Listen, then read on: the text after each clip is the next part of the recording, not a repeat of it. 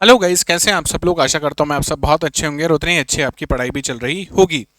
पीछे बैकग्राउंड में एक इमेज दिख रही है जिसमें लिखा हुआ है भारतीय व्यवस्था और नीचे लिखा हुआ है मौलिक अधिकार भाग एक। तो आज हम किसके बारे में बात करने वाले हैं? आज हम बात करेंगे हमारे फंडामेंटल राइट्स, हमारे मूल अधिकार, हमारे मौलिक अधिकारों के बारे में। मैंने आपको कल भी बताया था कि पूरी भारतीय राज्य व्यवस्था में कुछ इंपॉर्टेंट चैप्टर्स हैं। जैसे एक हमने देखा प्रस्तावना, और आशा करता हूं कि वो प्रस्तावना वाला चैप्टर अगर आपने मुख्य परीक्षा आयोग के और प्रारंभिक परीक्षा के प्रश्न देखे होंगे तो बहुत सारे प्रश्नों में आपको सफलता प्राप्त हो गई होगी। अगर नहीं हुई होगी तो आप प्लीज मुझे वो क्वेश्चन फॉरवर्ड करें और मैं आपको बता दूंगा। पर मैं जानता हूं, समझता हूं कि करीब करीब 80 से 85% सवाल आपने हल कर लिए होंगे। आज हम बात करेंगे मौलिक अधिकारों के बारे में। अधिकार, ये शब्द हमने बचपन से सुना है। हमने बहुत बार ये सुना है कि स्वराज मेरा जन्म सिद्ध अधिकार है। सुना है या नहीं? तो वहां पे भी किसकी बात हो रही थी? अधिकार की बात हो रही थी। हम बहुत बार कह देते हैं कि इस चीज पे मेरा अधिकार है। आज हम जानेंगे कि ये अधिकार और मौलिक अधिकार या मूल अधिकार या फंडामेंटल राइट्स क्या होते हैं। संविधान ने हमें और आपको भारतीय नागरिक होने के नाते कौन कौन से अधिकार दिए हैं।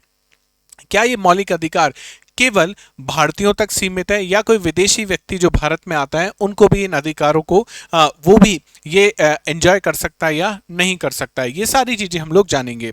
हम लोग ये भी जानेंगे कि भाग 3 जो है संविधान का, उसमें आर्टिकल नंबर अनुच्छेद नंबर 12 से लेकर अनुच्छेद नंबर 35 तक फंडामेंटल राइट्स कहा जाता है। इसे मूल अधिकार या मौलिक अधिकार कहा जाता है।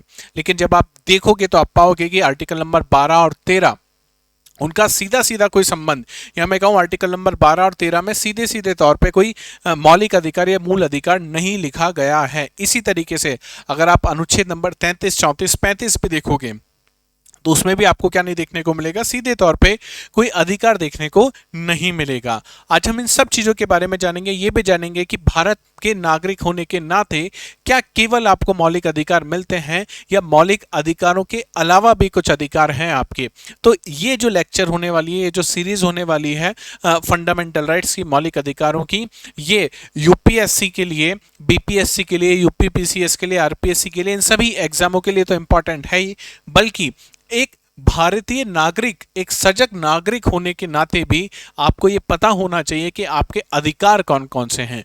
एटलीस्ट ये, और आपको दूसरी चीज जो जब मैं ये बात बताऊंगा आपको सेम लाइन में रिपीट करूंगा, वो बात होगी जब मैं बताऊंगा आपको कि कर्तव्य कौन से हैं, ड्यूटीज आपकी कौन कौन सी हैं। तो शुरू करते हैं मेरे यानी मुकुल भारद्वाज के साथ मौलिक अधिकार, और ये रहने वाला है भाग 1।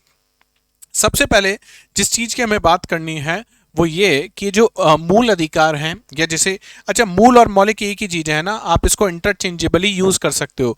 ये जो मूल अधिकार हैं, या इन मूल अधिकारों को क्या कहा जाता है? मौलिक अधिकार भी कहा जाता है। मौलिक अधिकार जो हैं संविधान के कौन से पार्ट में आपको देखने को मिलेंगे? तो ये संविधान के भाग 3 में आपको देखने को मिलेंगे। संविधान के भाग 3 में आपको देखने को मिलते हैं। अब ये चीज का जवाब मैं कल ही दे चुका हूं कि हम लोग संविधान भाग 1 आज शुरू नहीं कर रहे हैं, हम लोग संविधान भाग 3 पे चलेंगे। क्यों? क्योंकि पहले जो हम चीज देख रहे हैं वो है संविधान के दर्शन। तो संविधान के दर्शन में पहले हमने प्रस्तावना पढ़ा, फिर हम पढ़ेंगे मौलिक अधिकार, इसके बाद हम चलेंगे हमारे नीति निर्देशक तत्वों पे या डीपीएस पे जिन्हें कहा जाता है, और फिर चलेंगे फंडामेंटल ड्यूटीज पे। तो ये चारों पांचों मिलकर क्या बनाते हैं? संविधान का दर्शन बताते हैं, हमें फिलॉसफी ऑफ द कॉन्स्टिट्यूशन बताते हैं। ठीक है, तो ये संविधान के भाग 3 में आपको देखने को मिलेंगे। अच्छा, भाग 3 आपसे पूछा जाए अनुच्छेद कहां से कहां तक है, तो अनुच्छेद आपको देखने को मिलेंगे 12 से 35 नंबर तक। कितने अनुच्छेद हैं? 12 से लेके 35 जो अनुच्छेद संख्या है, इसमें आपको इनका संबंध भाग 3 से है। किससे? भाग 3 से इनका संबंध आपको देखने को मिलता है। अगर आपसे प्रारंभिक परीक्षा में ये पूछ लिया जाए कि भारत ने ये जो संविधान में हमने क्या लिखा है, मौलिक अधिकार या मूल अधिकार जैसी जो भी चीजें लिखी हैं, ये हमने किस देश से सीखा है, तो आप बताओगे कि साहब ये चीज हमने कहां से ली है? यूएसए से ली है, अमेरिका से हमने ये चीजें ली है। अमेरिका से याद करो, हमने एक और चीज ली थी, अमेरिका से हमने जो प्रस्तावना की संकल्पना है, उद्देशिका की जो संकल्पना है, वो भी कहां से लिया था? यूएसए से लिया था, अमेरिका से लिया था। ठीक है, अब बात की जाए कि ये मूल अधिकार या मौलिक अधिकार होते क्या हैं। बात की जाए कि मौलिक अधिकार ये होते क्या हैं? मौलिक अधिकार होते क्या है? तो देखो, भारत में कोई बच्चा जन्म लेता है और आपको पता है जन्म के साथ ही हमारा शारीरिक विकास तो अपने आप शुरू हो जाता है। भाई जैसे बच्चा है उसकी हाइट बढ़ना शुरू हो जाएगी, खिलाओगे तो वेट बढ़ना शुरू हो जाएगा। ये सारी चीज़ें ये जो बहुत विकास है, शारीरिक विकास, ये तो शुरू हो ही जाता है। लेकिन मनुष्य को दो और विकासों की आवश्यकता पड़ती है। उन विकासों का नाम ये है कि एक तो चाहिए आपको भौतिक विकास। क्या चाहिए? भौतिक विकास। और दूसरा चाहिए नैतिक विकास। नैतिक विकास। तो दो विकासों के लिए कौन कौन से विकास, कौन कौन से डेवलपमेंट? भौतिक विकास और नैतिक विकास। तो मौलिक अधिकार या मूल अधिकार यह वह अधिकार हैं जो व्यक्ति के भौतिक तथा नैतिक विकास के लिए क्या है, ये अनिवार्य हैं। अगर आपको मौलिक अधिकार नहीं दिए जाएंगे तो बहुत सारा भौतिक विकास आप अपना नहीं कर पाओगे, अपना नैतिक विकास आप नहीं कर पाओगे। हम देखेंगे कैसे भारत के संविधान हमको गारंटी करता है समानता की, स्वतंत्रता की, ये सारी चीजें हम लोग देखेंगे। और उन सब चीजों से क्या होता है, किसी एक व्यक्ति का, हम सबका क्या होता है, भौतिक विकास होता है और नैतिक विकास होता है। साथ ही साथ भारतीय संविधान में, या मैं बताऊं, मौलिक अधिकारों के साथ एक और चीज आपको देखने को मिलेगी। वो भौतिक विकास और नैतिक विकास तो करते ही हैं, लेकिन जो संविधान होता है वो इनको क्या देता है? संरक्षण, विशेष संरक्षण भी देता है। क्या देता है? विशेष संरक्षण भी देता है। किनको? मौलिक अधिकारों को। तो मौलिक अधिकार वह अधिकार हैं जिससे किसी भी व्यक्ति का भौतिक और नैतिक विकास, इसके लिए क्या है, वो अनिवार्य है, और जिन्हें संविधान जो है वो क्या कर देता है? विशेष संरक्षण देता है। क्या देता है? विशेष संरक्षण। तो विकास की बात हो गई और संरक्षण की बात हो गई। अब अगर आपसे कोई पूछ ले कि साहब ये बताओ कि भारत का संविधान कैसे मौलिक अधिकारों को या मूल अधिकारों को या फंडामेंटल राइट्स को क्या देता है? प्रोटेक्शन देता है, संरक्षण देता है। तो इसको आप कैसे बताओगे? तो इसको बताने के लिए हमारे पास सबसे महत्वपूर्ण आर्टिकल ये है, आर्टिकल 32 जिसे कहते हैं, कॉन्स्टिट्यूशनल रेमेडीज का आर्टिकल है ये। तो आर्टिकल नंबर 32 का मतलब क्या है? आर्टिकल नंबर 32 या अनुच्छेद 32 ये कहता है कि अगर आपके मौलिक अधिकारों का क्या हो जाता है? उल्लंघन हो जा रहा है। क्या हो जा रहा है? उल्लंघन अगर हो जा रहा है तो कोई भी व्यक्ति जिसके मौलिक अधिकारों का उल्लंघन हो रहा है, ये व्यक्ति सीधे कहां जा सकता है? सर्वोच्च न्यायालय जा सकता है, सुप्रीम कोर्ट जा सकता है। ठीक है, ये कौन सा आर्टिकल कहता है? Article number 32। आगे हम देखेंगे कि वो हाई कोर्ट भी जा सकता है, लेकिन हाई कोर्ट के साथ साथ डायरेक्टली आप अपील कहां कर सकते हो? सुप्रीम कोर्ट में भी कर सकते हो। तो अगर किसी भी व्यक्ति का, सोचिए, मौलिक अधिकार, अब मेरा मौलिक अधिकार, अब मैं मान लेता हूं स्वतंत्रता का अधिकार है, और स्वतंत्रता का अधिकार ये कहता है कि साहब मैं कहीं भी विचरण कर सकता हूं भारत में। कुछ इसके अपवाद भी हम वो देखेंगे, लेकिन मैं कहीं भी विचरण कर सकता हूं। आपने मुझे क्या किया? आपने मुझे इस कमरे में बंद कर दिया और कहा मेरे सर पे पिस्टल लगा कि साहब हमें क्या कराओ, हमें पूरी पॉलिटी कंप्लीट कराओ। तो आप क्या कर रहे हो? मेरा जो मौलिक अधिकार है, मेरा जो मूल अधिकार है, उसका क्या हो रहा है? उसका उल्लंघन हो रहा है। तो मैं डायरेक्टली कहां पे अपील कर सकता हूं? सुप्रीम कोर्ट में अपील कर सकता हूं कि मेरे मूल अधिकार, और मूल अधिकार कौन सा? स्वतंत्रता के अधिकार का क्या हो रहा है? यहां पे उल्लंघन हो रहा है। तो इस प्रकार चूंकि मैं डायरेक्टली सुप्रीम कोर्ट में अपील कर सकता हूं, तो संविधान मुझे गारंटी दे रहा है कि भाई आप डायरेक्टली सुप्रीम कोर्ट में अपील कर सकते हो, और सुप्रीम कोर्ट को आपका जो केस है, आपकी जो बात है वो सुननी पड़ेगी। तो पहला संरक्षण ये है कि आप डायरेक्टली कहां जा सकते हो? सुप्रीम कोर्ट में जा सकते हो। ठीक है। दूसरी जो इंपॉर्टेंट बात ये है कि ये फंडामेंटल राइट्स हमने देखे कहां पे लिखे हुए हैं? फंडामेंटल राइट्स या मूल अधिकार लिखे हुए हैं हमारे संविधान में। और हमने कल ये बात देखी थी कि संविधान में बहुत सारी चीजें जिनका क्या किया जा सकता है? संशोधन किया जा सकता है। क्या किया जा सकता है? संशोधन किया जा सकता है। अब संशोधन बहुमत से होगा, तो उसके लिए साधारण बहुमत है और विशेष बहुमत, ये हमने देखे थे। विशेष बहुमत के 3 प्रकार भी हम लोगों ने देखे थे। अगर आपने नहीं देखे तो पीछे इस प्ले लिस्ट में अगर आप जाके देखोगे तो वहाँ पे आपको जो पहली या दूसरी क्लास है उसमें बहुमत और बहुमत के प्रकार आपको देखने को मिलेंगे। आप जरूर वो क्लास देख लें। तो संविधान में चूंकि ये जो फंडामेंटल राइट्स हैं लिखे हुए हैं, और हम ये जानते हैं कि संविधान का क्या किया जा सकता है, संशोधन किया जा सकता है। तो क्या फंडामेंटल राइट्स का भी संशोधन किया जा सकता है? अब ये बहुत बड़ी डिबेट है, इसको हम आगे देखेंगे। लेकिन अगर संविधान में लिखे हुए मूल अधिकारों का आपको क्या करना है, संशोधन करना है, उनको अमेंड करना है, तो आपको क्या चाहिए? आपको चाहिए विशेष बहुमत। क्या चाहिए आपको? विशेष बहुमत। विशेष, आपको चाहिए विशेष बहुमत। स्पेशल मेजोरिटी आपको चाहिए, और स्पेशल मेजोरिटी भी सेकंड टाइप की, दूसरे प्रकार की। आप मुझे बताना कमेंट सेक्शन में कि कौन सा प्रकार है दूसरा, second type of special majority क्या है, मुझे कमेंट सेक्शन में जरूर बताइएगा। मैंने याद करो टेबल दी थी आपको, टेबल बनवाई भी थी, और टेबल मैंने आपको रिटर्न हैंड नोट्स में भी दी है। तो कॉन्स्टिट्यूशन या संविधान किस प्रकार से मौलिक अधिकारों का संरक्षण कर रहा है कि भाई साधारण बहुमत से भी इसका क्या नहीं कर सकते, आप संशोधन नहीं कर सकते हो। अगर संशोधन करना ही है आपको, तो आपको क्या चाहिए? विशेष बहुमत चाहिए, द्वितीय प्रकार का, जो काफी मुश्किल होता है। तो इस तरीके से जो हमारा संविधान है वो प्रोटेक्ट करता है किसको? फंडामेंटल राइट्स को। और तीसरा और सबसे आखिरी, ये बहुत विशेष है कि क्या ये जो हमारे मूल अधिकार हैं या मौलिक अधिकार हैं, फंडामेंटल राइट्स हैं, क्या ये कभी हट सकते हैं? ऐसी भी कोई सिचुएशन आ सकती है कि मूल अधिकारों का क्या हो जाए? निलंबन हो जाए। क्या हो जाए? निलंबन हो जाए। तो हाँ, बिल्कुल ऐसी परिस्थितियां हो सकती हैं, लेकिन ये आम परिस्थिति नहीं होगी। ये कैसी परिस्थिति होगी? ये होगी विशेष परिस्थिति। कैसी परिस्थिति? विशेष परिस्थितियों में ही हम आगे देखेंगे। जैसे नेशनल इमरजेंसी है, आपातकाल के दौरान हो सकता है, तो विशेष परिस्थितियों में और विशेष प्रक्रिया के द्वारा ही आप क्या कर सकते हो? ये जो आपके फंडामेंटल राइट्स हैं, फंडामेंटल राइट्स का क्या किया जा सकता है? निलंबन किया जा सकता है। तो अगर आपसे मुख्य परीक्षा में सवाल पूछ ले कि भारतीय संविधान जो फंडामेंटल राइट्स है, जो मौलिक अधिकार हैं, इनका संरक्षण कैसे करता है, तो 3 पॉइंट आपको एग्जैक्टली वर्ड टू वर्ड याद होने चाहिए। पहला ये है कि आर्टिकल 32, अनुच्छेद 32 क्या कहता है कि अगर उल्लंघन हो रहा है किसी भी व्यक्ति के मौलिक अधिकारों का, तो वो कहां जा सकता है? सीधे सर्वोच्च न्यायालय जा सकता है। दूसरा ये कहता है कि अगर भारतीय संविधान में लिखित जो मौलिक अधिकार हैं उनमें कोई भी संशोधन करना है, तो आपको क्या चाहिए? विशेष बहुमत चाहिए, द्वितीय प्रकार का। और अच्छा, एग्जाम में ये द्वितीय प्रकार मत लिखना, वहां पे आपको एक्सप्लेन करना पड़ेगा। चूंकि ये सारी चीजें मैं पहले एक्सप्लेन कर चुका हूं, यहाँ पे मैं एक्सप्लेन नहीं कर रहा हूं, लेकिन उस एग्जामिनर को नहीं पता ये द्वितीय प्रकार और तृतीय प्रकार। वहां आपको बताना पड़ेगा कि भाई प्रेजेंट एंड वोटिंग का 2/3 और जितने भी कुल सदस्य हैं उनकी जो सिंपल मेजोरिटी है उससे ज्यादा होनी चाहिए चीजें। तो ये चीजें आपको वहां पे बतानी पड़ेंगी। और तीसरा पॉइंट ये कह रहा है कि अगर अगर इनका निलंबन करना है फंडामेंटल राइट्स का, तो वो केवल विशेष परिस्थितियों में विशेष प्रक्रिया के साथ ही हो सकता है।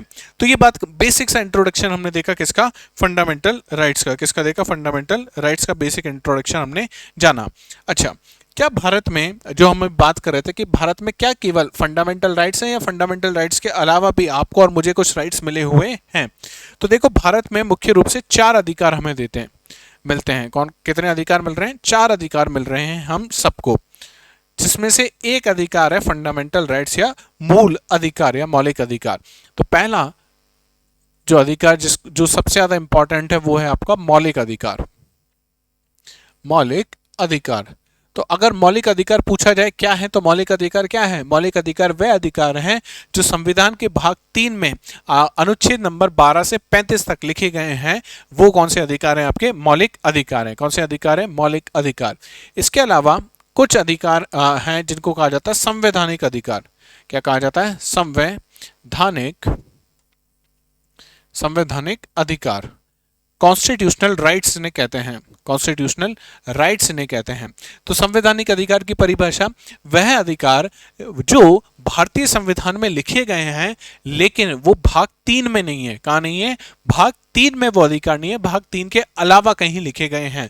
तो यहां पे तो हमने देखा था अनुच्छेद नंबर 12 से 35। सिमिलरली अगर आप यहां पे देखोगे तो एग्जाम्पल के तौर पर जैसे आर्टिकल नंबर 300A है। कौन सा? 300A। 300A जो आर्टिकल नंबर है, एक ये अब इसको क्या बोलेंगे ये भी आप मुझे बताना कमेंट सेक्शन में। मैंने बताया था कि ब्रैकेट के बाहर जो भी होता है वो तो आर्टिकल होता है और इसके आगे क्या हो जाता है, चीजें बदल जाती हैं, क्लॉज हो जाता है।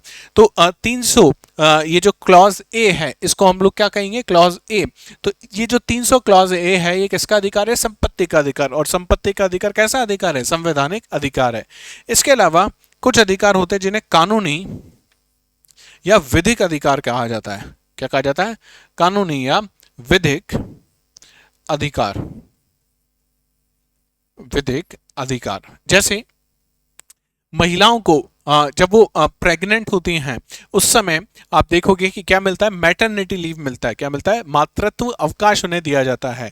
तो ये किस प्रकार का अधिकार है, ये है कानूनी या विधिक अधिकार। तो किसी विधि से, किसी कानून से ये अधिकार मिला है उन्हें। ठीक है, तो 3 अधिकार हमने पढ़े, मौलिक अधिकार, संवैधानिक अधिकार और कानूनी या विधिक अधिकार आपको देखने को मिलता है। और चौथा जो अधिकार है वो है मानवाधिकार। क्या है, मानवाधिकार, जिसे ह्यूमन राइट्स भी कहा जाता है। अब आप अगर ध्यान से देखोगे तो ये तीनों जो हमने देखे, मौलिक अधिकार, संवैधानिक अधिकार और कानूनी अधिकार, ये सब किसका हिस्सा है, मानवाधिकार का हिस्सा है। भाई ये सारे मानवों के तो अधिकार हैं, इसमें ऐसा तो नहीं लिखा हुआ कि भारत देश में उपस्थित सभी गायों को क्या मिलेगा, हरा चारा मिलने का उनको अधिकार प्राप्त है, ऐसा तो कहीं पे नहीं लिखा हुआ। तो सारे अधिकार जो हैं, चाहे वो संवैधानिक अधिकार हो, मौलिक अधिकार हो या कानूनी अधिकार हो, ये सब किसको मिलते हैं, मानवों को मिलते हैं, ह्यूमन बींग्स को मिलते हैं। और अच्छा, अब तो मानवाधिकार अलग क्या है, मानवाधिकार में अलग क्या मिलेगा, देखो इसको समझने का कोशिश करना है यहां पे कि वर्ल्ड वॉर टू से पहले स्पेशली जितने भी अधिकार जो होते थे, अधिकारों की जब भी बात होती थी तो अधिकारों के केंद्र में होती थी नागरिकता। क्या होती थी, नागरिकता। इसका मतलब ये अधिकार, जैसे भारत में बहुत सारे ऐसे अधिकार हैं जो केवल नागरिकों को मिले हैं, तो ऐसे अधिकार जो केवल नागरिकों को मिल रहे हैं, तो इसका मतलब उन अधिकारों के केंद्र में क्या है, नागरिकता है। क्या है, नागरिकता है। लेकिन विश्व युद्ध द्वितीय के बाद हुआ ये कि अब जो अधिकार दिए जाते हैं, जो अधिकार दिए जाते हैं उनके केंद्र में हम लोग किसको रखते हैं, मानव को रखते हैं। तो यहाँ पे सिटीजनशिप बहुत ज्यादा इंपॉर्टेंट रोल प्ले नहीं करती है। इसका मतलब भारत में अगर कोई विदेशी भी आता है तो उसको कौन से अधिकार प्राप्त होते हैं, उसको मानवाधिकार प्राप्त होंगे, ह्यूमन राइट्स प्राप्त होंगे। और एक कब से हो रहा है, एक सेकंड रुकिएगा, एक सेकंड।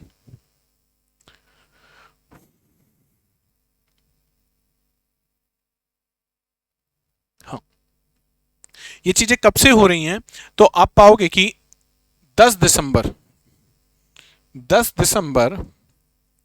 1948, 10 दिसंबर 1948 इस दिन क्या हुआ था, मानवाधिकार दिवस है, होता है ये मानवाधिकार दिवस।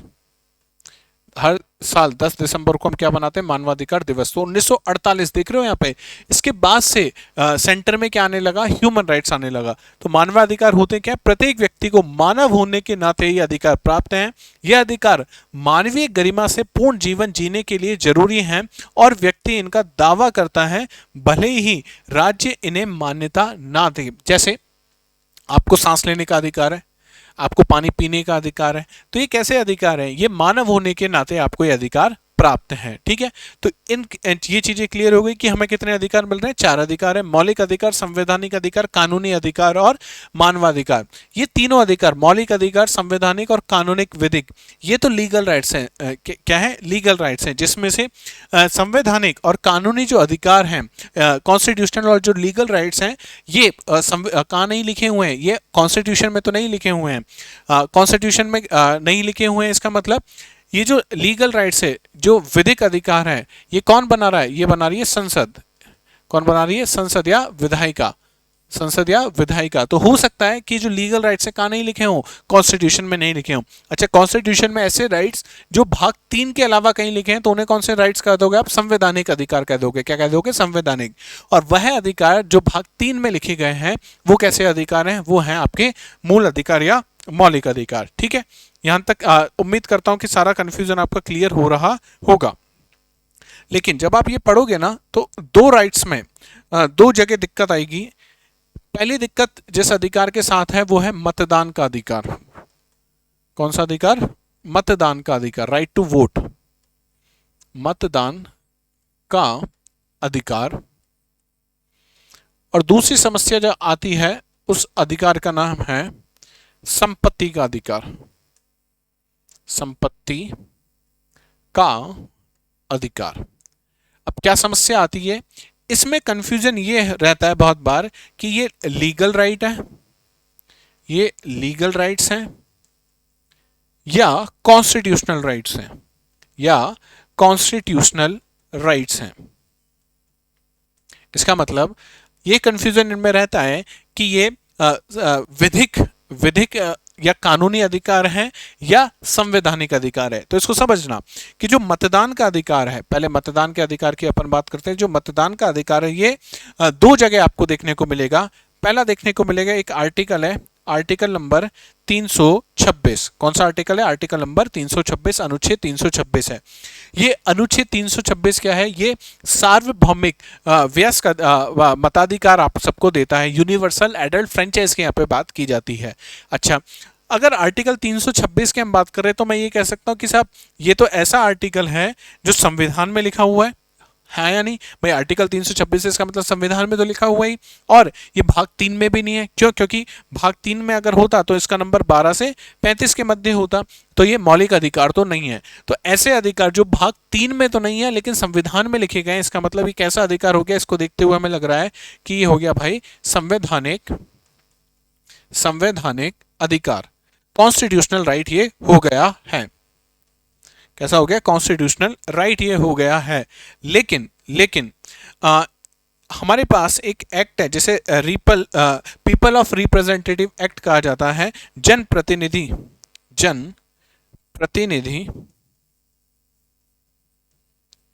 अधिनियम, जनप्रतिनिधि अधिनियम। और इस जनप्रति अधिनियम की एक धारा है और धारा नंबर है वो 62। क्या है? धारा नंबर 62। धारा का मतलब आप ऐसे ही समझो जैसे संविधान में क्या होते हैं? आर्टिकल्स होते हैं, अनुच्छेद होते हैं, तो वो कहाँ है? संविधान में। अगर हम बात करें किसी कानून की तो कानून में क्या होती है? धाराएं होती हैं। तो कौन सा अधिनियम है? जनप्रतिनिधि अधिनियम है। इसकी धारा नंबर 62। ये जो धारा नंबर 62 है, ये इसमें क्या लिखा हुआ है? इसमें लिखा हुआ है कि सबको क्या अधिकार है? मतदान का अधिकार है। क्या अधिकार है? मतदान का अधिकार है। अब ये क्या माना जाए बताओ यार, कि आर्टिकल नंबर 326 में भी लिखा हुआ है और यहाँ पे जनप्रतिनिधि अधिनियम में भी लिखा हुआ है। अगर आर्टिकल नंबर 326 माने तो ये संवैधानिक अधिकार है, और जनप्रतिनिधि अधिनियम माने तो ये कैसा राइट हो गया? ये हो गया लीगल राइट। तो यहाँ पे कंफ्यूजन आपको देखने को मिलेगा। अगर एग्जामिनेशन में आपसे पूछ लिया जाए तो एग्जामिनेशन में आयोग ने अभी तक जितनी चीजें मानी है उसके अकॉर्डिंग अगर पूछा जा रहा है कि भाई मतदान का जो अधिकार है, मतदान का अधिकार, मतदान का अधिकार अगर आपसे पूछ लिया जाए और ऑप्शन में ये आ जाए कि ऑप्शन में या तो एक ही होगा, या तो संवैधानिक अधिकार होगा या विधिक अधिकार होगा, संवैधानिक होगा या कानूनी अधिकार होगा। लेकिन मानो दोनों चीजें आ गई, आपसे ए ऑप्शन में लिखा हुआ है आपका संवैधानिक और बी ऑप्शन में लिखा हुआ है आपके कानूनी या विधिक। ठीक है, तो अब इसको क्या सही माना जाए इसमें? तो आयोग ने अभी तक जितनी भी आंसर की रिलीज किए हैं उसके अकॉर्डिंग कानूनी या विधिक अधिकार इसको सही मानना चाहिए। तो पहली प्रायोरिटी आपकी होगी कानूनी या विधिक अधिकार, और दूसरी प्रायोरिटी क्या होगी? संवैधानिक अधिकार होगी। ठीक है, इसी तरीके से हमारे पास एक और अधिकार है जहां पे कंफ्यूजन आपको देखने को मिल सकता है, और वो अधिकार है संपत्ति का अधिकार, राइट टू प्रॉपर्टी। क्या है? संपत्ति का अधिकार। अब इस संपत्ति के अधिकार में क्या क्या चीजें इसको समझने की कोशिश करना। पहला आप देखोगे आर्टिकल, जिसकी अभी हम बात कर रहे थे, आर्टिकल नंबर 300, आर्टिकल नंबर 300, और ये है कैपिटल ए, 300 कैपिटल ए। और दूसरा आर्टिकल नंबर की हम बात कर रहे हैं, इसका मतलब ये कैसा अधिकार हो गया? यहाँ पे संवैधानिक अधिकार हो गया, संवैधानिक अधिकार हो गया। और कानूनी दृष्टि से ये अधिकार है ही। तो अगर ये पूछ लिया जाए कि संपत्ति का अधिकार कैसा अधिकार है, तो यहाँ पे आपको ये चीज ध्यान रखनी है कि संपत्ति का अधिकार जो है वो संवैधानिक अधिकार है। कैसा है? संवैधानिक अधिकार है। क्यों? क्योंकि कानूनी अधिकार या इसकी विधि में ये लिखा हुआ है कि किसी भी व्यक्ति को संपत्ति के प्राधिकार के बिना उसकी संपत्ति से वंचित नहीं किया जा सकता। तो यहाँ पे साफ साफ लिखा हुआ है विधि। क्या लिखा हुआ है? विधि लिखा हुआ है। तो हम लोग ये मान के चलते हैं कि जो संपत्ति का अधिकार है वो संवैधानिक अधिकार है, और जो मतदान का अधिकार है वो कैसा अधिकार है? वो कानूनी या विधिक अधिकार है। ये आयोग ने जो पहले प्रश्न पूछे हैं उसके अकॉर्डिंग मैं आपको बता रहा हूं। ठीक है, चला जाए आगे। तो यहां तक चीजें आपको क्लियर हो गई होंगी कि कितने प्रकार के अधिकार हैं हमारे पास। ये सारी बातें हमने कर ली है कि वर्ल्ड वॉर 2 से पहले, द्वितीय विश्व युद्ध से पहले केंद्र में क्या थी? नागरिकता थी। और अब जो है जैसे जिनको मानवाधिकार कहा जाता है, इसमें कोई क्या नहीं होती? कानूनी बाध्यता नहीं होती। जैसे आप कहो कि साहब मैंने तो पीएचडी भी कर रखी है, मैंने एमए कर रखा है, और मेरा मानवाधिकार है कि मुझे रोजगार मिले, तो मोदी जी ये बात कह सकते हैं, सरकार ये बात कह सकती है कि हाँ हम कोशिश कर सकते हैं, लेकिन आप सरकार पे केस नहीं कर सकते हो साहब मैंने तो एमए कर लिया, अब तो मेरे को क्या मिल जाए? नौकरी मिल जाए, चूंकि क्या है? मेरा मानवाधिकार है। तो इस तरीके से कोई कानूनी बाध्यता किस पर नहीं होती? मानवाधिकारों पर नहीं होती। इसके बाद जो सबसे इंपॉर्टेंट चीज ये है, मुख्य परीक्षा में डायरेक्टली प्रश्न आपसे पूछ सकता है कि बताइए मौलिक अधिकारों की विशेषताएं क्या हैं? मौलिक अधिकारों की विशेषताएं क्या हैं? तो मौलिक अधिकार की पहली विशेषता की अगर अपन बात करें तो मौलिक अधिकार प्राकृतिक अधिकारों के भांति असीमित या निरपेक्ष नहीं है। फिर से सुनना, मौलिक अधिकार प्राकृतिक अधिकारों की तरह क्या नहीं है? असीमित नहीं है और निरपेक्ष भी नहीं है। इसका मतलब ये क्या नहीं है? एब्सोल्यूट नहीं है। इंपॉर्टेंट टर्म ये है, इंग्लिश में इसको कहा जाता है एब्सोल्यूट। तो जो फंडामेंटल राइट्स हैं दे आर नॉट एब्सोल्यूट। क्या नहीं है? वो एब्सोल्यूट नहीं है। इसका मतलब बहुत सारी लिमिटेशंस आपको कहां देखने को मिलती है? हमारे फंडामेंटल राइट्स में आपको देखने को मिलती हैं। क्यों? क्योंकि प्राकृतिक अगर बात करें प्राकृतिक अधिकारों की, तो ये जो प्राकृतिक अधिकार या नेचुरल राइट्स की जब बात की जाती है, तो एक ब्रिटेन के बड़े फिलोसोफर हुए जॉन लॉक, जो पॉलिटिकल साइंस में जिनका काफी नाम है। अगर आपके पास पीएसआई आ रहा है तो आपने नाम भी सुना होगा, जॉन लॉक। जॉन लॉक क्या किसकी बात करते हैं? वो बात करते हैं प्राकृतिक अधिकारों की। और प्राकृतिक अधिकारों की जब जॉन लॉक बात करते हैं तो वो ये कहते हैं कि ये वह अधिकार हैं जिनको ना तो सरकार ना तो कोई शासन क्या कर सकता है? उनको कम कर सकता है, ना वो कोई सीमित नहीं है। क्या क्या कह रहा है जॉन लॉक की? ऐसे अधिकार जो सीमित नहीं है वो कैसे हैं? असीमित हैं, और कोई भी सरकार या शासन इन अधिकारों को आपसे नहीं छीन सकती। ऐसे अधिकारों को जॉन लॉक ने क्या कहा था? प्राकृतिक अधिकार कहा था। लेकिन जब जॉन लॉक ने बात कही थी तो वो परिप्रेक्ष्य काफी अलग था। आज के परिप्रेक्ष्य में अगर आप देखो तो ऐसे अधिकार नहीं दिए जा सकते जो कैसे हों? एब्सोल्यूट हों, जो क्या ना हो? सीमित ना हो। मानो आपको असीमित अधिकार दे दिए जाए, क्या दे दिए जाए? असीमित अधिकार। तो आप क्या करोगे? बाकी लोगों के जो अधिकार हैं, माफ कीजिएगा, बाकी लोगों के जो अधिकार हैं उनका क्या कर दोगे? उल्लंघन कर दोगे। मानो असीमित मिल गया और आप कहोगे कि मैं तो रात में 3 बजे क्या चलाऊंगा? पार्टी करूंगा अपने घर में। अब इससे जो पड़ोस में जिसको नींद का अधिकार है, भाई सोने का अधिकार सबको है, उसके अधिकार में क्या होगी? खलल उत्पन्न हो गई, उसका अधिकार का उल्लंघन हो गया। तो इसलिए हमारे मौलिक अधिकारों में ये बात लिखी गई है कि ये कैसे हैं? ये असीमित नहीं है, ये निरपेक्ष नहीं है। पहली चीज बहुत इंपॉर्टेंट है। ठीक है, दूसरी चीज अगर बात करें तो दूसरा जो इंपॉर्टेंट चीज है वो ये है कि मौलिक अधिकार क्या है? प्रवर्तनीय है, एनफोर्सेबल है। आर्टिकल 32 ये बात करता है कि अगर आपके मौलिक अधिकारों का कोई भी उल्लंघन करता है तो आप सीधे सीधे कहां जा सकते हो? सुप्रीम कोर्ट में जा सकते हो। प्रस्तावना में मैंने ये कहा था कि ये क्या है? अप्रवर्तनीय है, नॉन एनफोर्सेबल है। अगर प्रस्तावना की कोई चीज आपके साथ नहीं हो पा रही है तो आप उस कहां नहीं ले जा सकते हो? कोर्ट में नहीं ले जा सकते हो। वो इनफोर्सेबल, वो कोर्ट ये नहीं कहेगा कि ये प्रस्तावना में लिखा हुआ है और कार्यपालिका कोई आदेश नहीं देगा कोर्ट की आप ये चीजें करवाओ। क्यों? क्योंकि जो उद्देशिका है, जो प्रेम्बल है, वो नॉन इनफोर्सेबल है। लेकिन वही चीज अगर मौलिक अधिकारों के साथ होती है तो बिल्कुल सर्वोच्च न्यायालय या जो सुप्रीम कोर्ट है हमारा, वो क्या कह सकता है? वो कार्यपालिका को आदेश दे सकता है कि ये जो फंडामेंटल राइट्स है एक्स व्यक्ति का, इसका उल्लंघन हो रहा है और वापस इसको क्या करवाया जाए, रिस्टोर करवाया जाए। ठीक है। तीसरा, मौलिक अधिकारों का स्वरूप नकारात्मक है। यह बहुत इंपॉर्टेंट है। क्या लिखा हुआ है, मौलिक अधिकारों का स्वरूप क्या है, नकारात्मक है। अब आप कहोगे साहब अभी तो आप ये कह रहे थे कि मौलिक अधिकार दो तरह के विकासों के लिए बहुत ज्यादा जरूरी है, नैतिक और भौतिक। तो अब आप ये कैसे कह सकते हो कि मौलिक अधिकारों का जो नेचर है, जो इनका स्वरूप है, वो क्या है, नकारात्मक है। अब इसको ऐसे समझो, अगर आपसे बोला जाए कि झूठ नहीं बोलना चाहिए, ये एक सेंटेंस है, क्या है, झूठ नहीं बोलना चाहिए।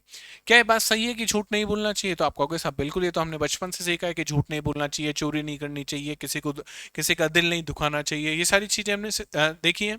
तो ये सब चीजों का अगर इनका लॉजिक देखोगे तो एकदम करेक्ट है, हाँ या ना। लेकिन इसमें एक शब्द आ रहा है, कौन सा शब्द, नहीं शब्द आ रहा है। तो ये नहीं शब्द इसको क्या बनाता है, नकारात्मक बनाता है। क्या बनाता है, नकारात्मक बनाता है। तो हम देखेंगे कि फंडामेंटल राइट्स में बहुत जगह लिखा हुआ है कि राज्य क्या नहीं करेगा, भेदभाव नहीं करेगा। क्या नहीं करेगा, भेदभाव नहीं करेगा। किसके आधार पे, बहुत सारे आधार हम देखेंगे कि भाई लिंग के आधार पे नहीं करेगा, या कहाँ पे जन्म हुआ है इसके आधार पे नहीं करेगा, कौन सी नस्ल का व्यक्ति है इसके आधार पे नहीं करेगा, बहुत सारे आधार है, वो हम सब आगे देखेंगे। तो वहां क्या लिखा हुआ है कि राज्य भेदभाव नहीं करेगा।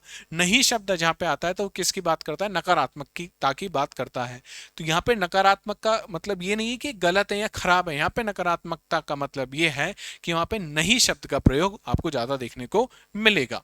चौथा जो पॉइंट है वो ये है, कुछ मौलिक अधिकार केवल भारतीय नागरिकों को प्राप्त हैं, जबकि कुछ मौलिक अधिकार विदेशी व्यक्तियों को भी प्राप्त हैं। तो ऐसे कौन से अधिकार हैं जो केवल भारतीय नागरिकों को प्राप्त हैं? तो उसमें आर्टिकल आपको देखने होंगे 15, 16, 19, 29 और 30। ये याद रखिएगा, प्रीलिम्स में ये पूछा जा सकता है कि भारतीय नागरिकों को, केवल भारतीय नागरिकों को कौन कौन से अधिकार प्राप्त हैं। 15, 16, 19, 29 और 30। ये ओनली फॉर इंडियन सिटीजन है, ओनली फॉर इंडियन सिटीजन है। और भारतीय नागरिक और विदेशियों को, दोनों को, मतलब विदेशियों को और कौन कौन से प्राप्त हैं, जैसे आर्टिकल नंबर 21 है, राइट टू लाइफ, ये सबके लिए है, चाहे विदेशी हो चाहे भारतीय हो। ऐसा नहीं है कि कोई विदेश का व्यक्ति आया और आपको लगा कि इसके पास तो राइट टू लाइफ है ही नहीं, इसका क्या कर दिया जाए, मर्डर कर दिया जाए। तो अगर आपने मर्डर किया तो वही सजा आपको होगी जब आप मर्डर किसका करते, किसी भारतीय का करते। तो उनको भी क्या कौन सा अधिकार दे रखा है हमने, राइट टू लाइफ दे रखा है। इसी तरीके से आगे हम पढ़ेंगे आर्टिकल नंबर 25। तो ये भी किसके पास मिलेगा आपको, विदेशियों के पास भी ये अधिकार मिलता है। अच्छा, विदेशी का मतलब आप ये मत समझना कि जो व्यक्ति अभी अफगानिस्तान में उसको राइट टू लाइफ दे रखा है भारतीय सरकार ने, ना ना ना, वो अफगानिस्तान का व्यक्ति जो अभी भारत में आया हुआ है, उन्हीं को आप क्या दे रहे हो, राइट टू लाइफ दे रहे हो। ठीक है।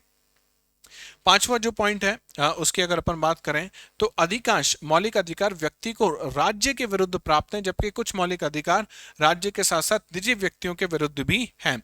जैसे आर्टिकल नंबर 15 और 16, इसमें क्या बात की जाती है कि भाई राज्य भेदभाव नहीं करेगा, कहां पे, सरकारी नौकरियों में। यह आर्टिकल 16 नंबर में लिखा हुआ है कि राज्य सरकारी नौकरी में भेदभाव नहीं करेगा। 15 में भी कुछ इसी तरह की बात की गई है कि राज्य क्या नहीं करेगा, भेदभाव नहीं करेगा जब शिक्षा में, स्कूली एजुकेशन में, जब हम बात करेंगे स्कूल कॉलेज की जो एजुकेशन है उसमें सरकार या राज्य क्या नहीं करेगा, भेदभाव नहीं करेगा।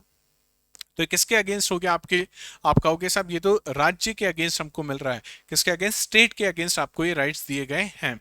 कुछ ऐसे अधिकार भी हैं, हालांकि ज्यादातर तो राज्य के विरुद्ध ही हैं।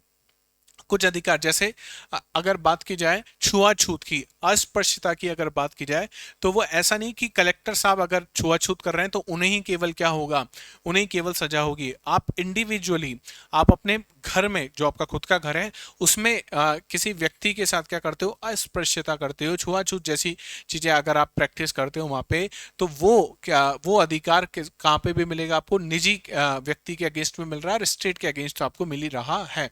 तो ऐसे कुछ अधिकार हैं जो केवल राज्य के अगेंस्ट हैं, स्टेट के अगेंस्ट है, और कुछ अधिकार ऐसे हैं जो पर्सनल किसी व्यक्ति के अगेंस्ट भी हो सकते हैं और स्टेट के अगेंस्ट तो वो हो ही सकते हैं। तो ये बात भी आपको ध्यान रखनी है।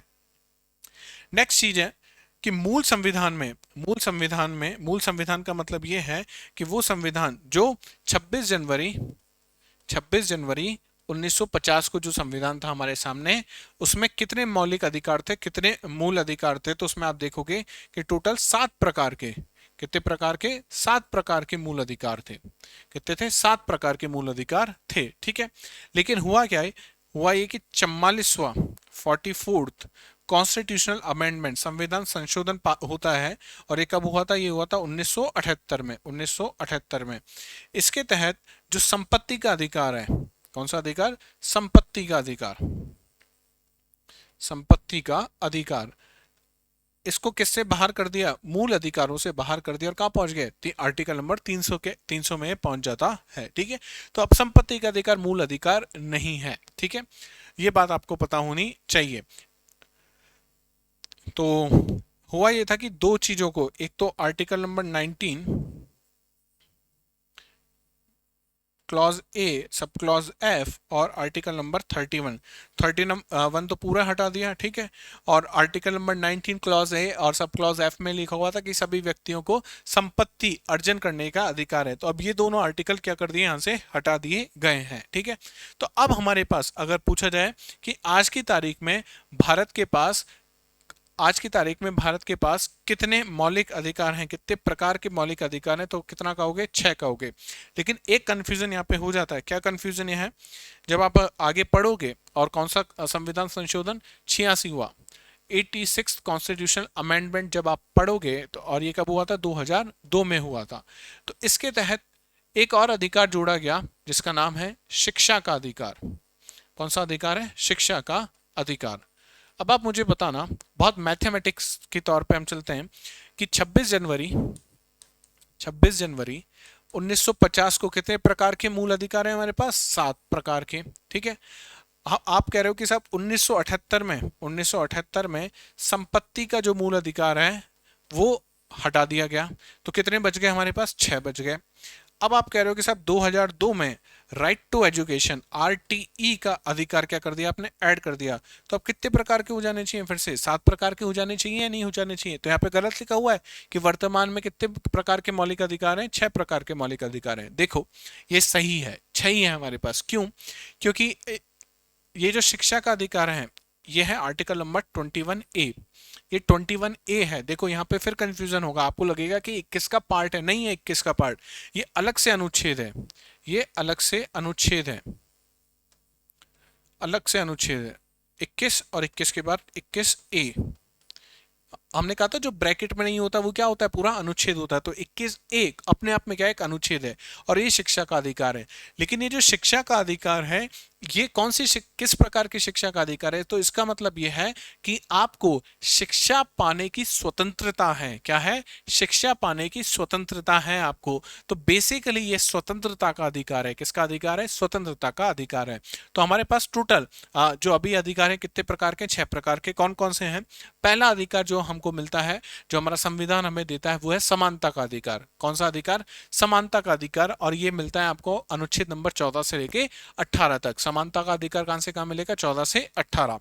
उसके बाद स्वतंत्रता का अधिकार। कौन सा? स्वतंत्रता का अधिकार ये मिलता है 19, 20, 21 और 22। तो 19 अनुच्छेद 19 से लेकर अनुच्छेद 22 तक कौन सा अधिकार मिलेगा? स्वतंत्रता का अधिकार। राइट टू फ्रीडम मिलेगा आपको। शोषण के विरुद्ध अधिकार, राइट अगेंस्ट एक्सप्लॉइटेशन। तो ये जो आर्टिकल है इसमें 2 आर्टिकल आपको देखने को मिलेंगे, आर्टिकल नंबर 23 और आर्टिकल नंबर 24। तो अभी हम शुरू कहां से हुए थे? शुरू हुए थे हम लोग 14 नंबर से। तो पहले हमें मिला समानता का 14 से लेकर 18। फिर हमें मिला कौन सा? स्वतंत्रता का अधिकार, वो मिला 19 से लेकर 22 तक। फिर हमें मिलता है राइट अगेंस्ट एक्सप्लॉइटेशन, शोषण के विरुद्ध अधिकार, ये कहां से कहा? 23 से 24। इसके बाद धार्मिक स्वतंत्रता का अधिकार। किसकी स्वतंत्रता है? धार्मिक। तो रिलीजियस फ्रीडम का जो राइट है वो कहां पे देखने को मिलेगा? आर्टिकल नंबर 25 से 28। काफी इंपॉर्टेंट है ये, और आज के परिप्रेक्ष्य में तो बहुत इंपॉर्टेंट हो जाता है। 25 से लेके 28 तक आपको देखने को मिलेगा। फिर सांस्कृतिक और शैक्षिक अधिकार, सांस्कृतिक और शैक्षिक अधिकार ये मिलेंगे आपको 29 और 30 में। फिर से आपके दिमाग में यहाँ पे लाइट जलनी चाहिए। और क्या लाइट जलनी चाहिए? कि सर अभी आपने ये बताया कि 2002 में जब 86वां संविधान संशोधन हुआ था तो वहां पे हमने शिक्षा का अधिकार, right to education, fundamental rights में जोड़ा। और अभी यहां पे हम पढ़ रहे हैं कि अनुच्छेद नंबर 29 और 30 में किस प्रकार के अधिकार हैं? सांस्कृतिक और शैक्षिक अधिकार हैं। तो अगर राइट टू एजुकेशन जोड़ा भी जाता तो यहीं पे जोड़ते उसको, उसको 30A बनाते या 29A बनाते, क्यों उसे 21A बनाया गया?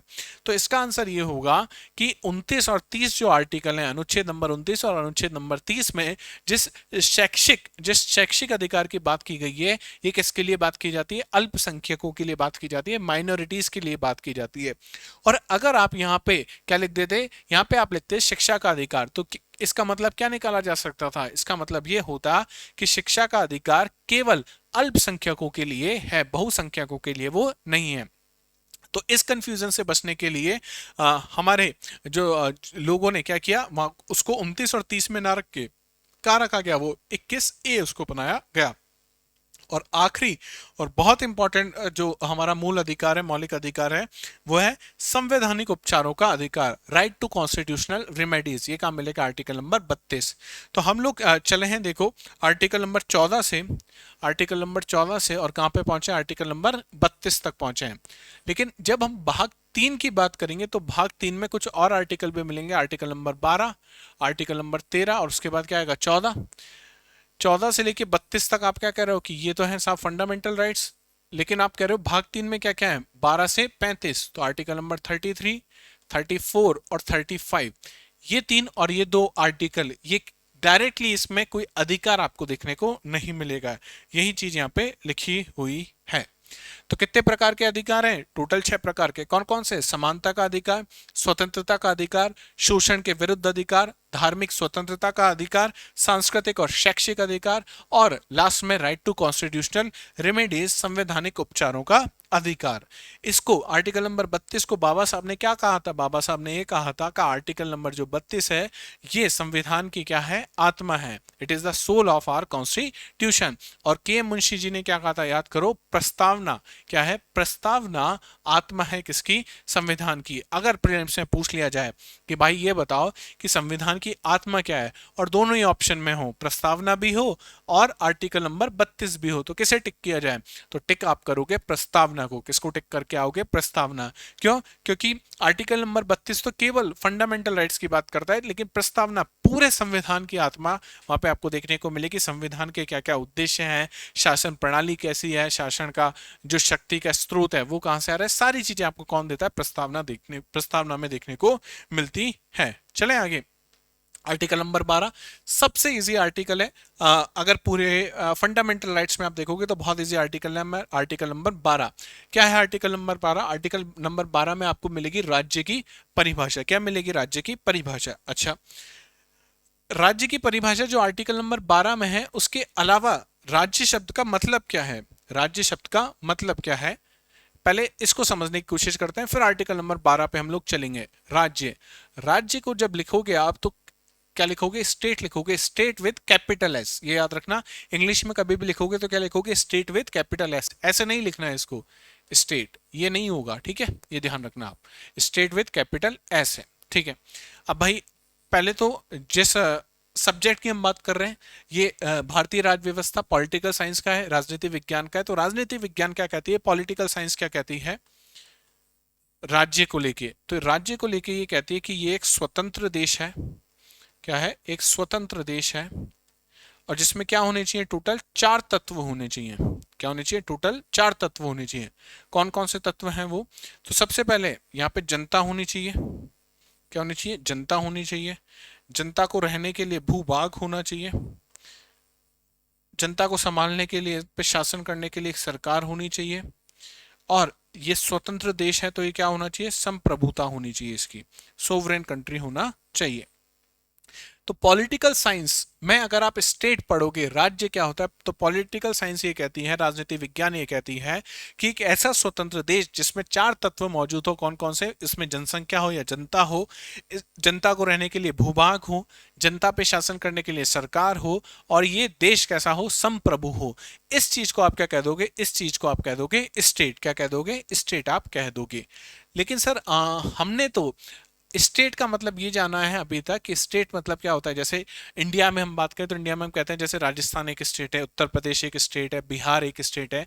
तो राज्य का, राज्य का बहुत बार मतलब किस तरह से लिया जाता है, प्रांत की जैसे लिया जाता है, किस तरह से, प्रांत की तरह भी लिया जाता है। तो आप जब संविधान को देखोगे तो संविधान में भी लिखा हुआ है जैसे राज्य का राज्यपाल होगा, भाग 6 जब हम पढ़ेंगे संविधान का तो वहां लिखा हुआ है कि हर राज्य का क्या होगा, राज्यपाल होगा। वहां पे जो राज्य लिखा हुआ है वहां पे उस राज्य का मतलब क्या है, वहां पे उस राज्य का मतलब है प्रांत। क्या है, प्रांत। जैसे हम समझते हैं हरियाणा, पंजाब, राजस्थान, उत्तर प्रदेश, मध्य प्रदेश, बिहार, पश्चिम बंगाल, ये सब क्या है, ये सब राज्य के तौर पे भी हम इसको काम में लेते हैं और प्रांत भी इन्हें कहा जाता है। तो राज्य के लिए दो चीजें हमने देखी। पहला, राज्य का मतलब क्या, पॉलिटिकल साइंस में, पॉलिटिकल साइंस में राज्य का मतलब है एक स्वतंत्र देश है।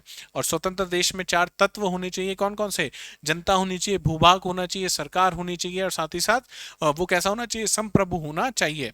राज्य बराबर प्रांत भी हमको देखने को मिलता है, जो कहां देखने को मिलेगा, हमारे संविधान के भाग 6 में आपको देखने को मिलेगा। अच्छा, राज्य का मतलब कई बार शासन तंत्र या सरकार से भी लिया जाता है। हम आपने बहुत बार पढ़ा होगा ना कि राज्य निरंकुश हो गया है। क्या हो गया, राज्य निरंकुश हो गया, केंद्र राज्य निरंकुश हो गया है, मोदी सरकार, मोदी राज्य निरंकुश हो गया है। इसका मतलब क्या है, योगी राज्य निरंकुश हो गया है, पलटू जो राजा हैं हमारे, उनका राज्य क्या हो गया है, निरंकुश हो गया। पलटू राजा आप समझ ही गए होंगे किसकी बात की जा रही है, बिहार के मुख्यमंत्री जी की। तो इसका मतलब क्या है, तो राज्य का मतलब ये भी होता है, बहुत बार राज्य का मतलब हम लोग शासन तंत्र या सरकार से भी ले लेते हैं। तो राज्य हम लोग 3 तरह से देख सकते हैं। राज्य मतलब एक स्वतंत्र देश हो गया, राज्य मतलब प्रांत हो गया, और राज्य मतलब सरकार हो गया, राज्य मतलब शासन प्रणाली हो गई। ठीक है। तो भाग 3 में जहां जहां यह लिखा जाएगा कि राज्य भेदभाव नहीं करेगा, जैसे आर्टिकल नंबर 15 हम पढ़ रहे थे, तो यहाँ पे राज्य का मतलब क्या होता है, यहाँ पे राज्य का मतलब है सरकार से, वो शासन तंत्र से हम लोग बात कर रहे हैं कि वो राज्य क्या नहीं करेगा, भेदभाव नहीं करेगा। ठीक है। अच्छा, ये तो हो गई राज्य की परिभाषा। अब समझते हैं आर्टिकल नंबर 12 में राज्य क्या है। आर्टिकल नंबर 12 के अकॉर्डिंग राज्य क्या है, तो इस चीज को अच्छे से समझना बहुत इंपॉर्टेंट है। क्वेश्चन भी बना है यहाँ से पीवाईक्यू में, अगर देखोगे तो। क्या है राज्य का मतलब, समझो।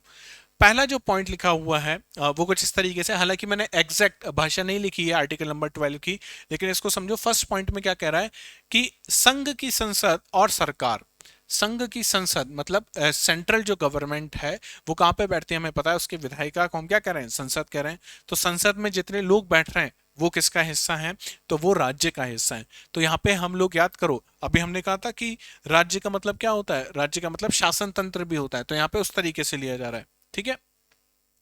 तो आपसे कहा जा रहा है सबसे पहले कि राज्य बराबर क्या है, राज्य बराबर संघ की विधायिका, या मैं इसे अभी यहां पे लिख देता हूं संसद, प्लस सरकार लिखा हुआ है। क्या लिखा हुआ है,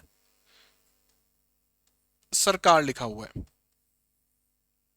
किसकी सरकार है, संघ की सरकार, मतलब केंद्र सरकार।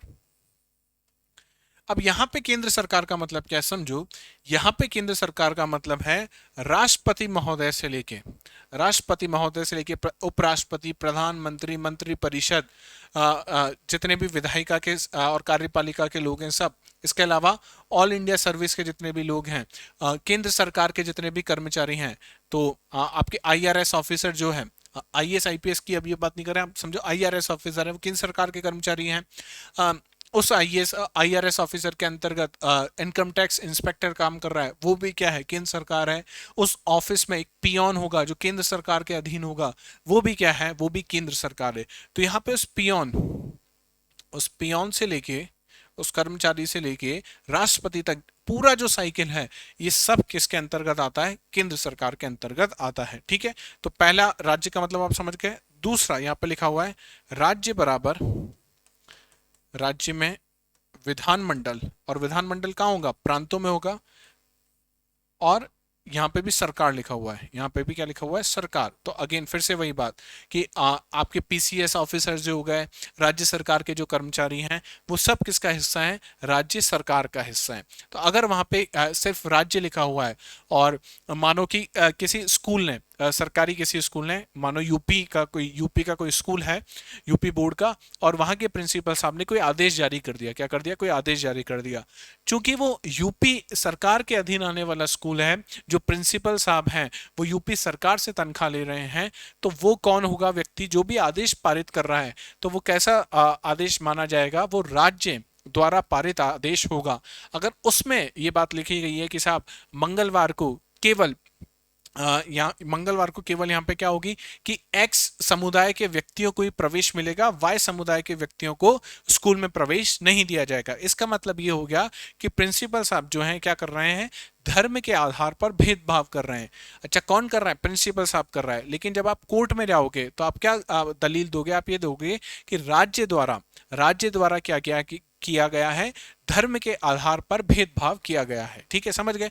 तो पहले हमने बात करी संघ की, फिर बात करी राज्य की।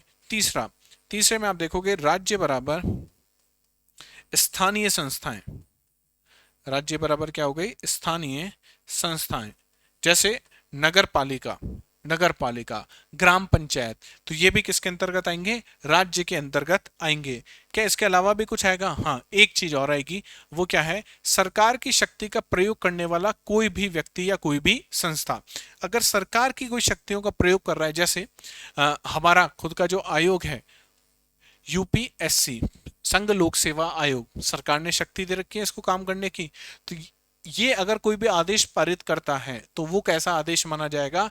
वो भी राज्य द्वारा पारित आदेश माना जाएगा। तो हमने राज्य बराबर क्या क्या चीजें पढ़ा? राज्य बराबर संघ, और संघ की सरकार के बारे में पढ़ा, संघ की विधायिका के बारे में पढ़ा। दूसरा, प्रांत का जो विधानमंडल है और प्रांत के सरकारों के बारे में हमने जाना। स्थानीय संस्थाएं जैसे नगर पालिका, ग्राम पंचायत, और शक्ति, सरकार की शक्तियों का प्रयोग करने वाला कोई भी व्यक्ति या कोई भी संस्था, ये क्या है? ये सब राज्य है। अब जैसे एक बार या लक्ष्मीकांत ने ये क्वेश्चन ज्यादा फेमस कर दिया है, जो बुक है लक्ष्मीकांत सर की, उन्होंने कि बीसीसीआई जो है क्या ये स्टेट के अंतर्गत आएगा? तो बीसीसीआई क्या है? कंपनी है। ठीक है, तो बीसीसीआई में आप देखोगे कि ऐसा कुछ भी नहीं है कि साहब शुभमन गिल को क्यों कैप्टन बना दिया, या आपने जैसे मुंबई इंडियंस में आपने देखा होगा रोहित शर्मा की जगह हार्दिक पांड्या को कैप्टन बना दिया। तो वहां पे आप ये नहीं कह सकते कोर्ट में जाके कि साहब ये ऐसा क्यों हुआ है, यहाँ पे तो भेदभाव हो गया। ठीक है, वो एक कंपनी है, वो किसी भी तरह से कार्य कर सकती है। ठीक है, तो बीसीसीआई क्या नहीं है? स्टेट के अंतर्गत नहीं आती है। बीसीसीआई स्टेट के अंतर्गत नहीं आती है। अब शुरू करना है हमें आर्टिकल नंबर 13, आर्टिकल नंबर 13। तो पहले तो आप ये काम करो कि अपने कॉपी पेन अभी रख दो। आपके पास अगर पानी की बोतल है अभी तो पानी पी लीजिए। इस फंडामेंटल राइट्स में आगे बहुत सारी इंपॉर्टेंट चीजें हम लोग पढ़ने वाले हैं, लेकिन आज की क्लास का मैं कहूं सबसे इंपॉर्टेंट टॉपिक जो है वो आर्टिकल नंबर 13 है। जनरली क्या होता है, जनरली आप अगर YouTube पे आप कोई भी क्लास देखोगे ना तो आपको यही मिलेगा, आर्टिकल नंबर 13 मतलब definition of law, article number 12 मतलब राज्य की परिभाषा, और आर्टिकल नंबर 13 विधि की परिभाषा। लेकिन आर्टिकल नंबर 13 इस विधि की परिभाषा से बहुत बड़ी चीज है। क्यों मैं कह रहा हूं बहुत बड़ी चीज? कि अगर आर्टिकल नंबर 13 अच्छे से समझ लिया ना अभी हमने, तो आर्टिकल नंबर 13 से हम लोग क्या निकाल लेंगे? संविधान का मूल ढांचा। केशवानंद भारती के समय से निकालेंगे। गोलकनाथ जो केस में जो भी बातें हुई थी वो हम यहाँ पे समझने की कोशिश करेंगे। तो ये आर्टिकल हमारे लिए बहुत इंपॉर्टेंट है। तो 1 मिनट का ब्रेक लेते हैं और ब्रेक के बाद मिलते हैं। मैं क्यों इतना ब्रेक की बात यहाँ पे कर रहा हूँ, आप देखोगे जनरली मैं क्लास में ब्रेक, और स्पेशली यूट्यूब के क्लास में तो कोई ब्रेक नहीं, लेकिन ये आर्टिकल इंपॉर्टेंट है। तो 1 मिनट रुकते हैं और 1 मिनट के बाद हम लोग शुरू करते हैं। ठीक है,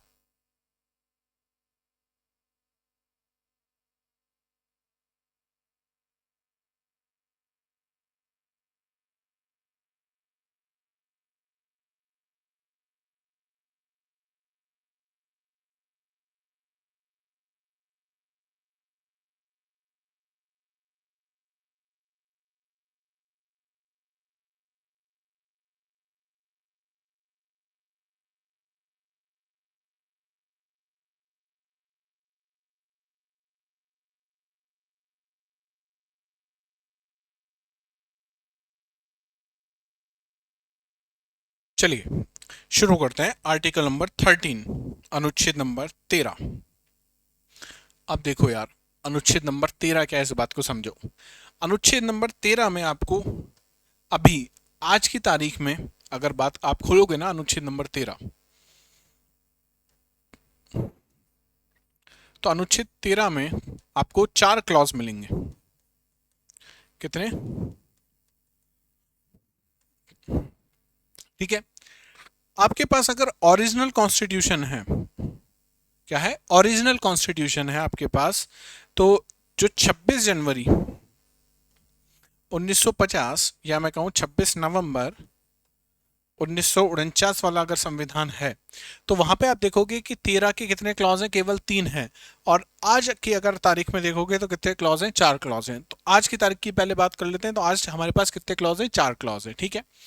आर्टिकल नंबर 13 में 4 क्लॉज हैं। एक एक को पहले देख लेते हैं लिखा क्या है उसमें। ये संविधान में जो लिखा हुआ है इसको देख लेते हैं, फिर आगे हम लोग समझेंगे कि क्या बात की जा रही है, विधि की परिभाषा कैसे इससे डिफाइन होती है, ठीक है। अच्छा, इसीलिए मैं कोशिश करता हूं कि नोट्स आपके पास पहुंच जाएं, है ना। आपके पास ये नोट्स होंगे और इसको समझते हैं हम लोग एक एक आर्टिकल ये क्या कहने की कोशिश कर रहा है। 13 का फर्स्ट क्लॉज की अगर अपन बात करें तो लिखा हुआ है, भारत के संविधान के लागू होने से पूर्व की ऐसी प्रत्येक विधि जो मौलिक अधिकारों का उल्लंघन करती है, उल्लंघन की सीमा तक शून्य होगी। क्या लिखा हुआ है, फिर से समझो। लिखा हुआ है कि भारत के संविधान के लागू होने से पूर्व की ऐसी प्रत्येक विधि जो मौलिक अधिकारों का उल्लंघन करती है, उल्लंघन की सीमा तक क्या होगी, शून्य होगी। तो हम यहाँ पे कौन सी विधि की बात कर रहे हैं, पहली चीज ये समझने की है। हम यहाँ पे बात कर रहे हैं उन विधियों की जो 26 जनवरी 1950 से पहले की हैं। संविधान लागू 26 जनवरी 1950 से पहले की जो विधियां हैं उनके बारे में हम बात कर रहे हैं। अच्छा, क्या सभी विधियों के बारे में बात कर रहे हैं? नहीं नहीं, सभी विधि की बात नहीं कर रहे हैं, हम उन विधियों की बात कर रहे हैं जो विधि, वो कानून जो मौलिक अधिकारों का क्या कर रहे हो, उल्लंघन कर रहे हो। अच्छा, अगर मौलिक अधिकारों का उल्लंघन कर रहे हैं तो उन विधियों के साथ क्या होगा, जितना जिस हद तक जाके वो मौलिक, जिस पॉइंट तक जाके वो मौलिक अधिकारों का उल्लंघन कर रखे हैं, वहां तक वो विधि, वहां तक का जो वो कानून है वो क्या हो जाएगा, वो शून्य हो जाएगा, वो शून्य हो जाएगा। इसका मतलब यहां पे ये कहा जा रहा है कि साहब संविधान लागू हुआ उससे पहले कोई भी अगर कानून है और वो कानून अगर मौलिक अधिकारों का उल्लंघन कर रहा है या उस कानून का कुछ हिस्सा मौलिक अधिकारों का उल्लंघन कर रहा है तो क्या होगा, उस कानून का वो पूरा जो हिस्सा जो मौलिक अधिकारों का उल्लंघन कर रहा है वो शून्य हो जाएगा। और अगर ऐसा है कि पूरा ही कानून क्या कर रहा है, मौलिक अधिकारों का उल्लंघन कर रहा है, तो पूरा कानून क्या हो जाएगा, शून्य हो जाएगा। ये क्या लिखा हुआ है आर्टिकल नंबर 13 में, और कौन सा क्लॉज लिखा हुआ है, पहला क्लॉज ये लिखा हुआ है, ठीक है।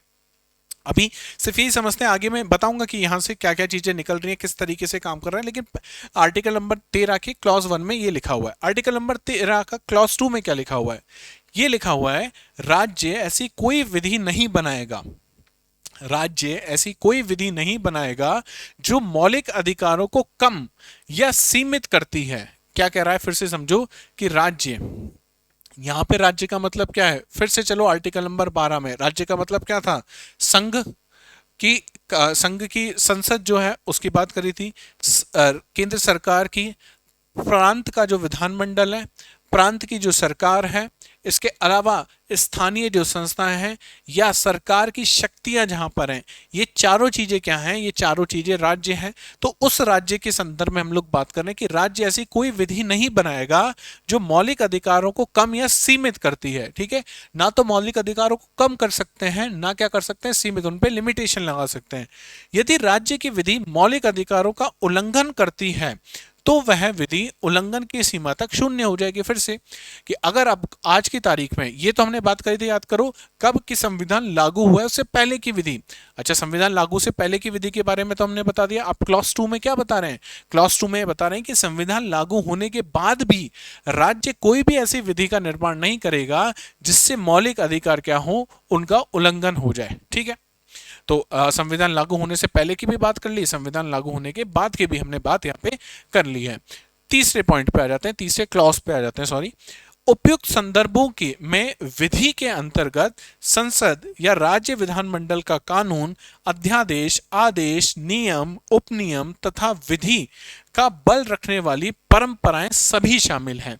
यहां पे ये बताया जा रहा है कि जो आप कह रहे हो कि विधि का निर्माण, विधि का निर्माण, तो यहां पे कह रहा है विधि का मतलब क्या है, तो विधि का मतलब यह है कि संसद या राज्य विधानमंडल का क्या कोई कानून, मतलब कानून कोई लॉ हो, अध्यादेश हो, कोई आदेश हो, आदेश भी क्या कह रहा है, विधि है, कोई नियम हो, कोई उपनियम हो, तथा विधि का बल रखने वाली परंपराएं भी, विधि का बल रखने वाली परंपराएं सभी शामिल है। इसका मतलब यूपी गवर्नमेंट के उस सरकारी स्कूल के प्रिंसिपल साहब ने भी अगर कोई आदेश जारी कर दिया, कोई नियम जारी कर दिया, कोई उपनियम जारी कर दिया, तो वो भी किसके अंतर्गत आ जाएगा? विधि के अंतर्गत आ जाएगा। ठीक है, यही तो लिखा हुआ था, याद करो। संसद या राज्य विधानमंडल का कानून, अध्यादेश, आदेश, नियम, उपनियम तथा विधि का बल रखने वाली परंपराएं सभी शामिल हैं। ठीक है, तो यहां पे बताया गया कि विधि क्या है। और चौथा जो क्लॉज है वो ये कह रहा है विधि के अंतर्गत संविधान संशोधन शामिल नहीं होगा। चौथा पॉइंट बहुत इंपॉर्टेंट है। एक तो ये ओरिजिनल कॉन्स्टिट्यूशन में नहीं था, बाद में जोड़ा गया। और क्या जोड़ा गया कि विधि के अंतर्गत, लॉ के अंतर्गत किसको हम शामिल नहीं कर रहे हैं? अंतर्गत संविधान संशोधन, कॉन्स्टिट्यूशनल अमेंडमेंट किसका पार्ट नहीं है? लॉ का पार्ट नहीं है। तो फिर से एक बार देख लो, फर्स्ट बात क्या कह रहा है कि साहब संविधान लागू जब तक नहीं हुआ है, उससे पहले का अगर कोई कानून है और वो आपके मौलिक अधिकारों का उल्लंघन करता है, तो वो उस सीमा तक क्या हो जाएगा? शून्य हो जाएगा। सेकंड क्लॉज ये कह रहा है कि राज्य किसी भी ऐसी विधि का निर्माण नहीं करेगा जो मौलिक अधिकारों को कम या असीमित करेगी, और राज्य ऐसी भी कोई विधि का निर्माण नहीं कर सकता जो मौलिक अधिकारों का उल्लंघन करेगा। अगर ऐसी कोई विधि का निर्माण करता है तो वो विधि कहां तक? जहां तक मौलिक अधिकारों का उल्लंघन कर रही है वहां तक क्या हो जाएगी? शून्य हो जाएगी। तीसरा पॉइंट ये कह रहा है कि संसद और प्रांतीय विधानमंडल, इनका कोई भी नियम, कोई भी कानून, कोई भी आदेश, कोई भी अध्यादेश, कोई भी विधि या विधि का बल रखने वाली कोई भी ऐसी परंपरा, ये क्या है? ये सब विधि है। और चौथा जो क्लॉज है वो ये कह रहा है कि साहब जो संविधान संशोधन है वो किसके अंतर्गत नहीं माने जाएंगे? विधि के अंतर्गत नहीं माने जाएंगे। ये तो टेक्स्ट लिखा हुआ है, एज इट इज टेक्स्ट। इस तरह का आपको कहां देखने को मिलेगा? हमारे संविधान में आपको देखने को मिल जाएगा। ठीक है, अब इसको एक एक करके समझने की कोशिश करते हैं। तो पहला जो क्लॉज है इसको समझते हैं। पहला क्लॉज, ठीक है, ये कह रहा है संविधान पूर्व की विधि। तो अभी हमने देखा साहब, संविधान पूर्व की विधि मतलब 26 जनवरी 1950, इससे पहले की, तो इससे पूर्व की विधि हो गई है, इससे पूर्व की विधि। तो आपके मन में हो सकता है ये प्रश्न हो कि साहब हमारा संविधान जब 26 जनवरी 1950 को बना है, इसी के आधार पे तो सारे कानून और नियम बने हैं, तो क्या इससे पहले के कानून आज भी भारत में? तो बिल्कुल, आज भी भारत में बहुत सारे ऐसे कानून हैं जो कब के हैं? हमारे संविधान बनने से पहले के हैं। जैसे कोरोना में एक कानून बड़ा न्यूज में था, याद है? कोरोना का जो कानून था, जब लॉकडाउन लगे थे, वो भी कानून कब का है? 1950 से पहले का है, संविधान लागू हुआ उससे पहले का है। अभी कुछ सालों पहले तक, अभी तो भारतीय न्याय संहिता ये सब चीजें आ गई, इससे पहले आईपीसी चला करती थी। आईपीसी 1860 में बनी थी और आज तक आप देखो कि भारत में चल रही थी। तो ऐसी बहुत सारे कानून हैं जो कब बने थे? संविधान लागू होने से पहले बने थे, और आज भी भारत में क्या किए जा रहे हैं? प्रैक्टिस किए जा रहे हैं। ठीक है, तो ठीक है, ये तो समझ के साहब ऐसे बहुत सारे कानून हैं जो संविधान बनने से पहले बने थे और आज भी क्या किए जा रहे हैं? इंडिया में प्रैक्टिस उनको किया जा रहा है। ठीक है, तो ये जो पूर्व विधि है, अगर ये क्या बना ले, ऐसा कोई भी पार्ट है इसका जो किसको वायलेट कर रहा है? फंडामेंटल राइट्स को अगर वायलेट कर रहा है, ये अगर हमारे मौलिक अधिकारों का उल्लंघन कर रहा है, तो ये मूल विधि जहां तक उस फंडामेंटल राइट्स का उल्लंघन कर रही है वहां तक क्या हो जाएगी? शून्य हो जाएगी। क्या हो जाएगी? शून्य हो जाएगी। यहां पे जब आप पढ़ोगे तो एक सिद्धांत निकल के आता है। क्या निकल के आता है? एक सिद्धांत।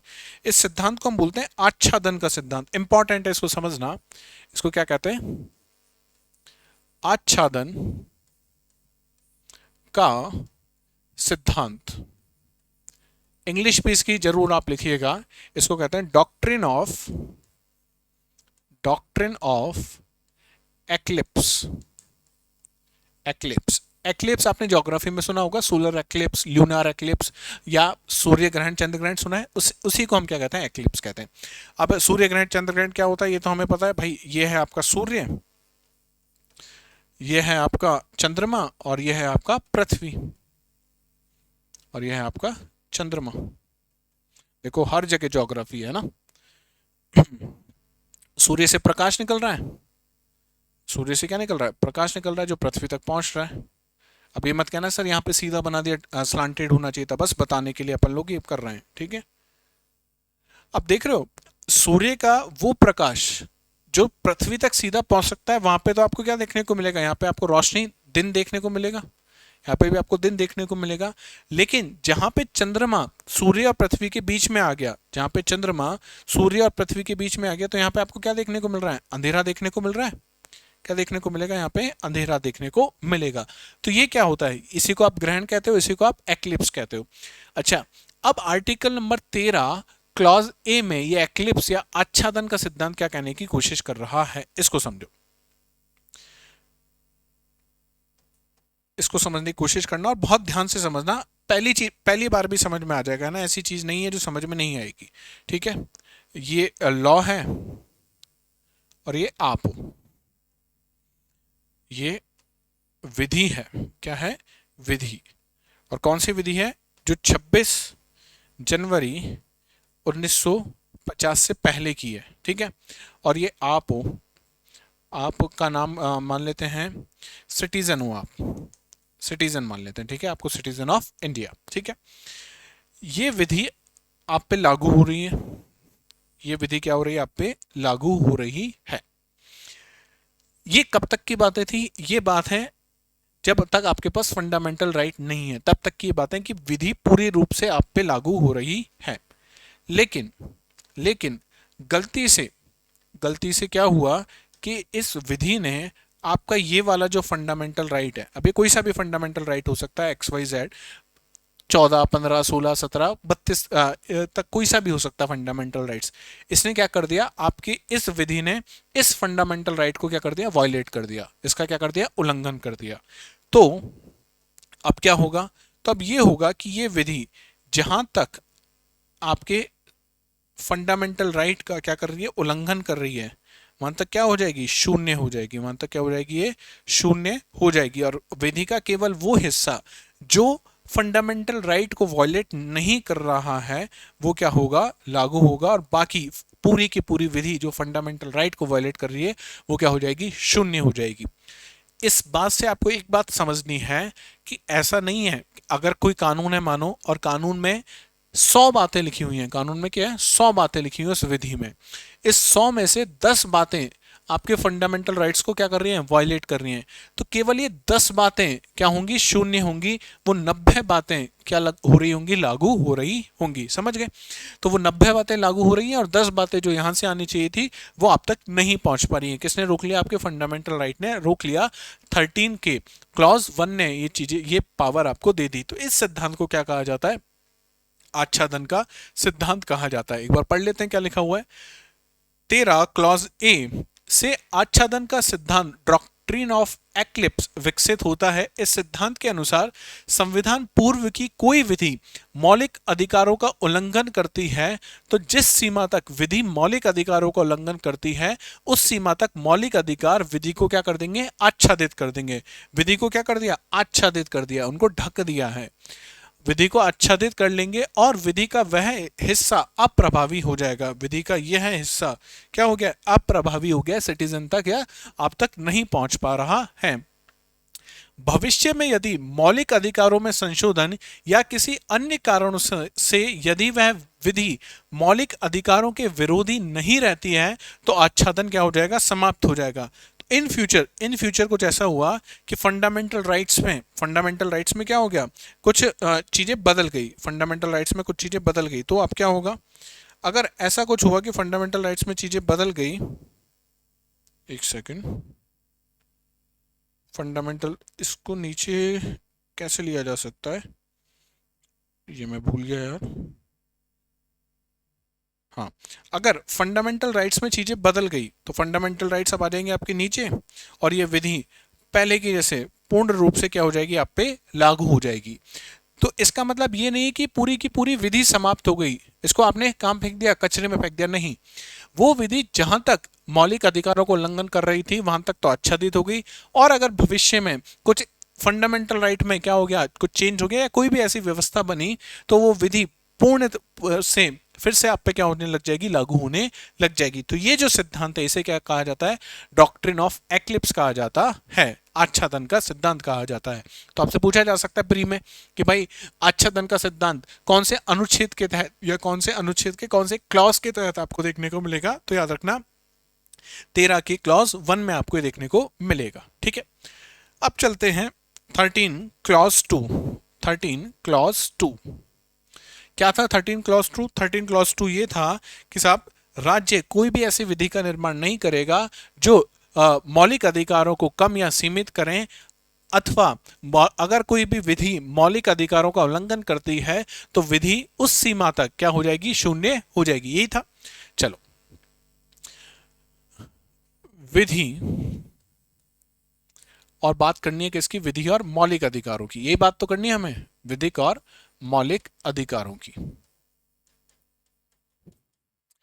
विधि का मतलब क्या है यहाँ पे? तो उस समय के वकीलों ने दो तरीके के विधि के मतलब निकाले। एक तो है व्यापक व्याख्या दी गई और विधि की सीमित व्याख्या दी गई। अब व्यापक और सीमित में क्या कहा गया? व्यापक में कहा गया कि दो प्रकार की विधि हैं। एक तो है साधारण विधि।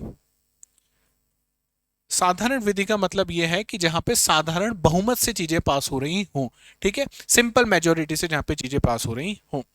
और दूसरी जो विधि है जिसको यहां पे नाम लिया गया संविधान संशोधन। क्या कहा गया उसको? संविधान संशोधन। अब संविधान संशोधन के लिए हमें क्या पता है, यहाँ पे चाहिए होता है बहुमत। और कैसा बहुमत चाहिए होता है? विशेष बहुमत चाहिए होता है। विशेष बहुमत चाहिए होता है। तो इसके विधि जब इसकी व्यापक व्याख्या की गई तो इसमें साधारण विधि और संविधान संशोधन दोनों यहाँ पे लिखा गया। लेकिन कुछ वकीलों ने विधि को क्या कहा गया? सीमित कहा गया। सीमित विधि का मतलब है कि केवल कौन सी विधि मिलेगी आपको? यहाँ पे साधारण विधि आपको देखने को मिलेगी। साधारण विधि आपको देखने को मिलेगी। ठीक है, अच्छा एक बार 13 आर्टिकल फिर से हम लोग देखते हैं। 13 आर्टिकल में क्या लिखा हुआ है कि उल्लंघन करती है, राज्य ऐसी कोई विधि नहीं बनाएगा जो मौलिक अधिकारों को कम या सीमित करती है। यदि राज्य की विधि मौलिक अधिकारों का उल्लंघन करती है तो वह विधि उल्लंघन की सीमा तक क्या हो जाएगी? शून्य हो जाएगी। क्या हो जाएगी? शून्य हो जाएगी। ठीक है, अब हमने देखा विधि व्यापक हो सकती है इसकी व्याख्या और इसकी व्याख्या सीमित हो सकती है। जब व्यापक है इसकी व्याख्या तो इसमें हम दोनों विधियों को लेकर चल रहे हैं, साधारण विधि और संविधान संशोधन। और अगर इसकी व्याख्या सीमित है तो इसमें कौन सी विधि है? साधारण विधि है। ठीक है, अब आप मुझे बताओ कि अगर फंडामेंटल राइट्स या मौलिक अधिकारों में कोई भी संशोधन करना है, फिर से पूरा अच्छे से समझना कि संविधान में जो मौलिक अधिकार हैं इसमें अगर संशोधन करना है तो वो कब होगा? तो आप कहोगे साहब वो तभी हो सकता है जब आपके पास विशेष बहुमत हो, या मैं कह सकता हूं जब संविधान संशोधन आप कर सकते हो, कब कर सकते हो? जब बहुमत होगा। कैसा? विशेष बहुमत होगा। यहां पे विधि की व्याख्या जो की गई है उसमें लिखा गया है कि साधारण विधि भी है और ये संविधान संशोधन वाली विधि भी है। इसका मतलब यहां पे हम ये कह रहे हैं कि आप क्या कर सकते हो? फंडामेंटल राइट्स को, फंडामेंटल राइट्स में क्या कर सकते हो? संशोधन कर सकते हो। क्या ये कह रहे हैं? हाँ या ना? देखो यहां पे हम कह रहे हैं कि फंडामेंटल राइट्स कैसे हो गए? असंशोधनीय हो गए। क्या हो गए? असंशोधनीय हो गए। और जब सीमित व्याख्या की जा रही है, सीमित व्याख्या की जा रही है तो इसका मतलब है फंडामेंटल राइट्स क्या हैं? संशोधनीय हैं। क्या है? संशोधनीय हैं। कंफ्यूजन हो रहा है? देखो इसको समझो, यहां पे जो लिखा हुआ है यहां से सारी चीजें क्लियर हो जाएंगी आपकी। क्या लिखा हुआ है?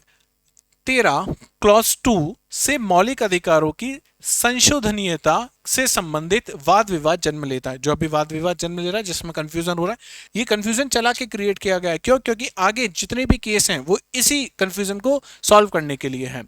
13 क्लॉज 2 से मौलिक अधिकारों की संशोधनीयता से संबंधित वाद विवाद जन्म लेता है। इसके आधार पर यह विवाद उत्पन्न होता है कि मौलिक अधिकार संशोधनीय हैं या नहीं है। अगर मौलिक अधिकार संशोधनीय हैं, इसका मतलब क्या होगा कि विधि जो है, विधि में विधि की व्याख्या कैसे ली गई है, यहाँ पे केवल साधारण विधि ली गई है। और अगर विधि को आप व्यापक व्याख्या के तौर पे देखोगे तो वहां पे क्या लिखा हुआ है, मौलिक अधिकार असंशोधनीय है, नॉन अमेंडेबल है। ठीक है, अब आगे पढ़ो। अनुच्छेद 13(2) में वर्णित विधि शब्द की दो व्याख्या दी गई है। अब ये दो व्याख्या कौन कौन सी है इसको समझ लेंगे यहाँ पे अच्छे से। पहली व्याख्या जो व्यापक व्याख्या है, इसके अनुसार विधि को व्यापक रूप से परिभाषित किया गया है। ठीक है, क्या कैसे किया गया है? विधि के अंतर्गत साधारण विधि जो साधारण बहुमत से पारित हो रही है और संवैधानिक संशोधन जो विशेष बहुमत से पारित हो रहे हैं, दोनों को शामिल किया गया है। इससे यह निष्कर्ष निकलता है कि ना तो साधारण बहुमत से और ना ही संविधान संशोधन की प्रक्रिया से अर्थात विशेष बहुमत से क्या किया जा सकता है, मौलिक अधिकार कम या संशोधित किए जा सकते हैं। भाई आपने यही तो कहा था कि विधि, आप ऐसी किसी भी विधि का क्या नहीं करोगे, निर्माण नहीं करोगे जिससे मौलिक अधिकार क्या हो जाए, कम हो जाए, सीमित हो जाए। यही तो बात थी आर्टिकल नंबर 13 क्लॉज 2 में, यही तो हमने पढ़ा था। और यहां पे जब आप कह रहे हो कि विधि का मतलब क्या है, विधि का मतलब साधारण विधि भी है और विधि का मतलब संशोधन, संविधान संशोधन भी है। और आपने यही बात पहले कह दी कि विधि क्या नहीं कर सकती है, मौलिक अधिकारों में संशोधन नहीं कर सकती है। तो ना तो साधारण विधि से और ना ही विशेष बहुमत वाली विधि से या संविधान संशोधन से आप मौलिक अधिकारों में क्या कर सकते हो, बदलाव कर सकते हो। इसका मतलब जो व्यापक व्याख्या है विधि की, वो ये कह रही है कि मौलिक अधिकार कैसे हो गए, ये हो गए नॉन अमेंडेबल। कैसे हो गए, इनको आप अमेंड नहीं कर सकते, इनका संशोधन आप नहीं कर सकते। ठीक है, तो और ना ही संविधान संशोधन की प्रक्रिया अर्थात विशेष बहुमत से मौलिक अधिकार कम या संशोधित किए जा सकते हैं। अर्थात मौलिक अधिकार कैसे हैं, व्यापक व्याख्या के अनुसार मौलिक अधिकार हो गए नॉन अमेंडेबल। कैसे हो गए, असंशोधनीय हो गए। ठीक है, समझ में आ गई। देखो कंफ्यूजन नहीं होना चाहिए, मैं फिर से आपको एक्सप्लेन करता हूं यहाँ पे, अगर कोई भी कंफ्यूजन है तो। आर्टिकल नंबर 13 क्लॉज 2 ये बात करता है किसकी, कि भाई विधि क्या कर सकती है, मौलिक अधिकारों में संशोधन कर सकती है, नहीं कर सकती, ये बात यहाँ पे की जा रही है। ठीक है, विधि और मौलिक अधिकारों के बीच में।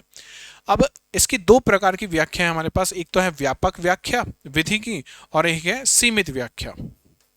ठीक है, व्यापक व्याख्या क्या कहता है, व्यापक व्याख्या के अनुसार जो विधि है, विधि एक तो है साधारण विधि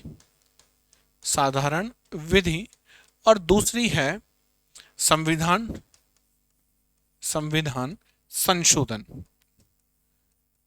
व्यापक पे साधारण विधि और संविधान संशोधन। साधारण मतलब जो एकदम साधारण बहुमत से पास हो जाएगी, और संविधान संशोधन जिसमें विशेष बहुमत चाहिए। ठीक है, और सीमित का मतलब यह है कि विधि बराबर सिर्फ क्या है, साधारण विधि है। इसमें हम लोग किसको कैलकुलेट नहीं कर रहे हैं, संविधान संशोधन को कैलकुलेट नहीं कर रहे हैं। अच्छा, विधि मौलिक अधिकारों में क्या चेंज कर सकती है, नहीं कर सकती है, इसका मतलब समझना है हमको। तो आपने यहाँ पे लिख दिया कि विधि बराबर क्या है, साधारण विधि और संविधान संशोधन है। इसका मतलब ना तो अब आप सिंपल मेजोरिटी से, ना ही आप अब स्पेशल मेजोरिटी से क्या कर सकते हो, मौलिक अधिकारों को चेंज कर सकते हो। इसका मतलब तो क्या हो गया, इसका मतलब तो ये हो गया कि मौलिक अधिकारों में कभी संशोधन हो ही नहीं पाएगा। कैसे हो गए, असंशोधनीय हो गए। और दूसरी व्याख्या क्या कह रही है, दूसरी व्याख्या के अनुसार विधि का अर्थ केवल साधारण बहुमत से बनाया गया कानून है। तो यहां पे क्या कह रहा है, विधि बराबर क्या है, केवल साधारण विधि है। इसका मतलब ये हो गया कि विधि के अंतर्गत हम किसको नहीं ले रहे हैं, संविधान संशोधन को नहीं ले रहे हैं। तो इससे खास बात यह हो गई कि संविधान संशोधन करके हम किसको बदल सकते हैं, मौलिक अधिकारों में चेंज कर सकते हैं, उनको अमेंड कर सकते हैं। संविधान संशोधन से क्या कर सकते हैं, मौलिक अधिकारों का संशोधन कर सकते हैं। मतलब अब ये कहा जा रहा है कि मौलिक अधिकार क्या हो गए, संशोधनीय हो गए। देख लो और क्या लिखा हुआ है, बहुमत से बनाया गया कानून है और संविधान संशोधन विधि की श्रेणी में नहीं आता है। इससे यह निष्कर्ष निकल गया, यद्यपि साधारण बहुमत से मौलिक अधिकारों को कम या समाप्त नहीं किया जा सकता, लेकिन संविधान संशोधन के द्वारा विशेष बहुमत से मौलिक अधिकारों को कम या समाप्त किया जा सकता है, अर्थात मौलिक अधिकार क्या हैं, संशोधनीय हैं। तो दो प्रकार की व्याख्या देख ली, एक तो थी व्यापक और दूसरी थी सीमित। सीमित ये कह रहा है कि सीमित में कौन सा विधि है, केवल विधि बराबर है साधारण विधि। और बात करें व्यापक, व्यापक की अगर व्याख्या की बात करें तो वहां पे विधि बराबर साधारण विधि तो है ही, लेकिन साथ में जो संविधान संशोधन है उसको भी किसके अंतर्गत डाल दिया, विधि के अंतर्गत डाल दिया। अच्छा, ये तो किसकी बहस थी, वकीलों की बहस थी कि साहब हम लोग हमारे अकॉर्डिंग लॉ ये है, और दूसरा गुट ये कह रहा था कि हमारे अकॉर्डिंग लॉ ये है। अब डिसाइड कौन करेगा, जज साहब डिसाइड करेंगे। तो जज साहब ने क्या निर्णय लिया उसको समझना है अब। तो ये सबसे इंपॉर्टेंट है और भी कि न्यायपालिका का मत क्या है, किसका, न्यायपालिका का मत। मतलब क्या मौलिक अधिकार संशोधनीय है या नहीं है। बेसिकली लड़ाई तो इसी बात की हो रही है ना कि फंडामेंटल राइट्स को अमेंड किया जा सकता है या नहीं किया जा सकता है। तो कुछ केस हुए। पहला जो केस था वो था शंकरी प्रसाद केस। कौन सा था, शंकरी प्रसाद केस। कब हुआ, 1991 में हुआ। शंकरी प्रसाद केस में जो न्यायपालिका ने क्या कहा, न्यायपालिका ने कहा कि फंडामेंटल राइट्स जो हैं, मूल जो आपके अधिकार हैं, मौलिक जो अधिकार हैं, ये क्या है, संशोधनीय है। क्या है, संशोधनीय है। इसका मतलब कौन सी व्याख्या ले रहा है यहाँ पे, ये ले रहा है सीमित व्याख्या। कौन सी व्याख्या ले रहा है, सीमित व्याख्या ली गई। दूसरा केस आता है, दूसरा केस सज्जन सिंह केस कहते हैं इसको, 1965 में आया ये। यहां पे भी सुप्रीम कोर्ट ने कहा कि जो फंडामेंटल राइट्स हैं वो क्या है, संशोधनीय है। तो यहां पे भी कौन सी व्याख्या ली गई होगी, यहां पे भी सीमित व्याख्या की बात की गई होगी। 1965 तक बार बार न्यायपालिका ने यही कहा, 1965 तक न्यायपालिका ने बार बार ये कहा, न्यायपालिका ने ये कहा कि जो आपके फंडामेंटल राइट्स हैं ये क्या है, अमेंडेबल हैं, संशोधनीय हैं। 1965 के बाद क्या होता है, केस आता है गोलकनाथ केस। और ये कब आया, 1967 में आया। कब आया, 1967 में। 1967 में जब गोलकनाथ केस आया तो इसमें सुप्रीम कोर्ट ने कहा कि फंडामेंटल राइट्स क्या नहीं है, इनमें आप संशोधन नहीं कर सकते, ये असंशोधनीय है। कौन से केस में कहा, गोलकनाथ केस में। और कब आ रहा है गोलकनाथ केस, 1967 में आ रहा है। कब आ रहा है, 1967 में आ रहा है। साथ ही साथ गोलकनाथ केस में सुप्रीम कोर्ट ने एक और बात कही। क्या बात कही, सुप्रीम कोर्ट ने कहा यहाँ पे कि भविष्य लक्षी अध्यारोहण है। क्या है, भविष्य लक्षी अध्यारोहण। अब आप समझ पाओगे इन शब्दों को सुनने के बाद कि जीएस के पेपर 2 में लोगों के नंबर कम क्यों आते हैं, क्योंकि ये हैं बहुत ही ज्यादा लीगल शब्द, और इनकी एब्सेंस अगर आपकी कॉपी में दिखेगी, स्पेशली हिंदी माध्यम कॉपियों में, तो एग्जामिनर नंबर नहीं देगा। तो यहाँ पे आपको समझना पड़ेगा क्या लिखना है आपको, भविष्य लक्ष्य अध्यारोहण, प्रोस्पेक्टिव ओवर रूलिंग। तो न्यायालय ने भविष्य लक्ष्य अध्यारोहण का सिद्धांत प्रतिपादित किया। किस केस में, गोलकनाथ केस में। तो गोलकनाथ केस की दो बात याद करनी है। गोलकनाथ केस से पहले के केस अगर आप देखोगे, सज्जन सिंह केस और शंकरी प्रसाद केस, इसमें न्यायालय ने जो विधि है उसकी किस प्रकार की व्याख्या को देखा है, केवल सीमित व्याख्या पे जोर दिया है, जिसके तहत उन्होंने कहा कि जितने भी मौलिक अधिकार हैं वो क्या है, संशोधनीय है। लेकिन जैसे ही कौन सा केस आता है, गोलकनाथ केस आता है 1967 में, तो यहां पे सर्वोच्च न्यायालय कह देगा कि अब फंडामेंटल राइट्स क्या नहीं है, फंडामेंटल राइट्स का आप अमेंडमेंट नहीं कर सकते, वो असंशोधनीय है। इसका मतलब उन्होंने विधि को क्या माना होगा, विधि बराबर उन्होंने माना होगा साधारण विधि प्लस संविधान संशोधन। तो कौन सी व्याख्या हो गई, व्यापक व्याख्या। साथ ही साथ गोलकनाथ केस में एक और सिद्धांत प्रतिपादित किया, उस सिद्धांत का नाम क्या है, भविष्य लक्षी अध्यारोहण, प्रोस्पेक्टिव ओवर रूलिंग। अभी क्या होती है प्रोस्पेक्टिव ओवर रूलिंग, इसको समझ लेते हैं। इस सिद्धांत के अनुसार गोलकनाथ केस में दिया गया न्यायालय का निर्णय अतीत काल में मौलिक अधिकारों में किए गए संविधान संशोधनों पर लागू नहीं होगा। अतीत काल मतलब जो भूतकाल है।